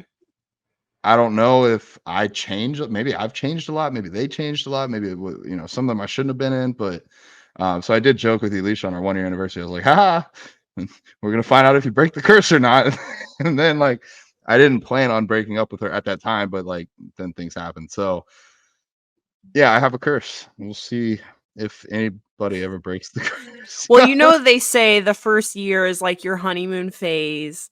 So I do feel like and like if you a lot of people also say like you have to go through something hard with the person to really get an idea of who they are, like whether it's like a financial struggle or like they have a death in the family or I don't know, some sort of like life altering situation to really get an idea of who they are, how they handle conflict, like how they persevere, does it align with you?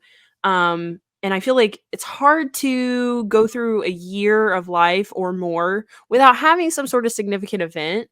Not Yeah, that that happened, but I do feel like there are a lot of things at play there, where people start getting comfortable after a year, and you can really get an idea of like, all right, is this gonna work for me?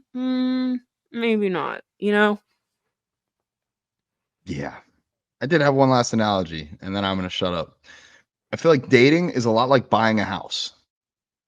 If you haven't, lived in a few different houses, how do you know everything that you're looking for and how do you know everything you're not looking for? To the people that, somehow got married at like 16 or 18 in high school and like they're great, good for you, but that's unlikely as hell. Yeah. I didn't realize I don't want to live in a house with stairs until I did it. When I realized after leg day, it's midnight, I'm tired, I still got to walk upstairs to go to sleep. Fuck that. I will not live on the second floor. I will not have stairs in my house. I refuse. I refuse. It will never happen again. And so I refuse to get abused again. I refuse. Do it once. Good. That's all you're getting. One strike and you're out. We're remaking the rules to this ball game. It's not 99 strikes and I'll think about it. So That's yeah. such a good point too, because I feel like people try to force a relationship to work because they feel like you're supposed to find your match and like spend the rest of your life with them. And people like, I don't know, people are crazy sometimes. Like they think just because they're in their 30s, like they should be settled down with kids. Like No, like we're always changing and evolving into different people. It's like you said, it's highly unlikely that you're going to meet somebody at 20 or in high school and then spend your whole life with that person. Like I really hope you guys can grow together. But yeah, it's like you need to like date people and live with people and just go through life with people to get an idea of what you like and what you don't like. And like it's okay, you don't have to hold on to a relationship if it's not really working out. Don't settle, like there's so many people out here. Like you'll find someone else or you'll be single and you'll find yourself and life may be better. I mean, who knows? But like yeah, don't settle for like a crappy relationship and try to hold on to it, force it, make it work. Like figure out what you don't like and move on. I remembered what I was going to say. Okay, here we go. Sorry. I agree with everything you just said. You do not settle. Do not settle. And also, like, don't get caught up on the other side. Don't think you found a unicorn. I remember stating when I was dating Laura, the worst thing that could have ever happened to me was for something to happen where she died and like she was no longer in my life. I was scared of that. I was scared of that more than anything else. Like that was my biggest fear. My biggest fear was that something would happen to her and then I would be left alone. Hey, guess what happened? Well, she didn't die, thank God. But I was left alone. And that taught me a big lesson. Like you can't put everything on one other person. It's not fair for them or for you. So you might have found your person for now, for today. Enjoy it. And even if they've been with you for 20 years, like even my parents, they were together 30 years and my dad had cancer and passed in like a month. Like you never know. So enjoy that gift for as long as it's a gift. And if the gift starts abusing you, get the fuck out. That's all I got to say on this. We probably could do a part 2 later on because we're at Gosh, like yeah. 2 hours and I feel like we've just scratched the surface. But yeah, dude, I'm glad you got out of yours. I'm glad I got out of Yeah. mine. We Yeah, wouldn't have met each same. other and we wouldn't be here doing this Vegans Who Live podcast. Like, Right. I'm so It's glad. best thing, best breakup ever. Yeah. Best thing ever. Like seriously, that is like one of the things that I'm most proud of. It's like you said, it's one of the hardest things to leave, but I did it and I mean, it's the best thing that you can do for sure. Relationships are hard, but they shouldn't drain the life out of you. Like it's going to Yeah. always be hard to have a relationship. Like, you're going to have hard times, but it's like you said, like the majority of it should be good. It should be fun. It should be supportive. Like otherwise, there's no reason to be in a relationship. Just be single. Yeah. Yeah. Yeah. Well, sometimes you got to learn the hard way. So if you're Yep. learning the hard way, do what you got to do. My DMs are open, man. If you're going through something, I say man, but I mean man or woman. If you're going through something, I'm here to talk. I made so many friends going through that. Actually, you know, I became a lot closer with Brent throughout my breakup. I mean, yeah. So like, anyways, we're here for you. I'm here for you. I don't want to speak for Brooke.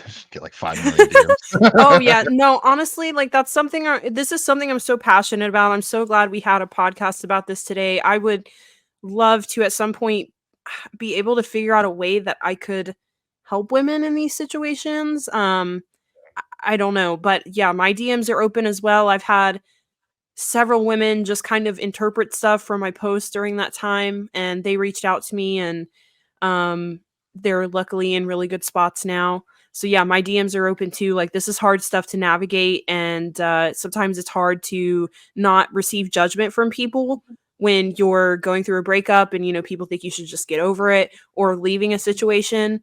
Um so yeah, judgment free, reach out. We're here to support you, here to help you.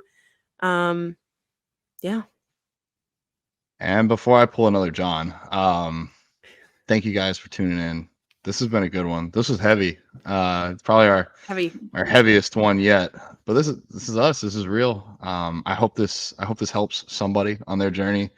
If you want to help us on ours, share this with somebody that you think would help on their journey. Make sure you subscribe to the podcast wherever you subscribe. Share it, shout us out. If you tag us, we'll reshare it. we're my goal here, yeah, it's a little selfish, it's self-promotion. I want to put it out there, but I want to help people, and I can't help people if it doesn't get out there. So you guys can help us with that. So thank you so much. And I'll let Brooke do the outro since I did the intro. Did I do it? Yeah, I Yeah, did sure. the Yeah, well, thanks guys for tuning in. If you want to leave us a message or a question and be featured on the podcast, make sure to go to vegansexplore.com and you can leave us a message there and we will answer your questions. But yeah, thank you guys for your support. We hope you enjoyed the podcast and we will see you next time. and have the best day ever.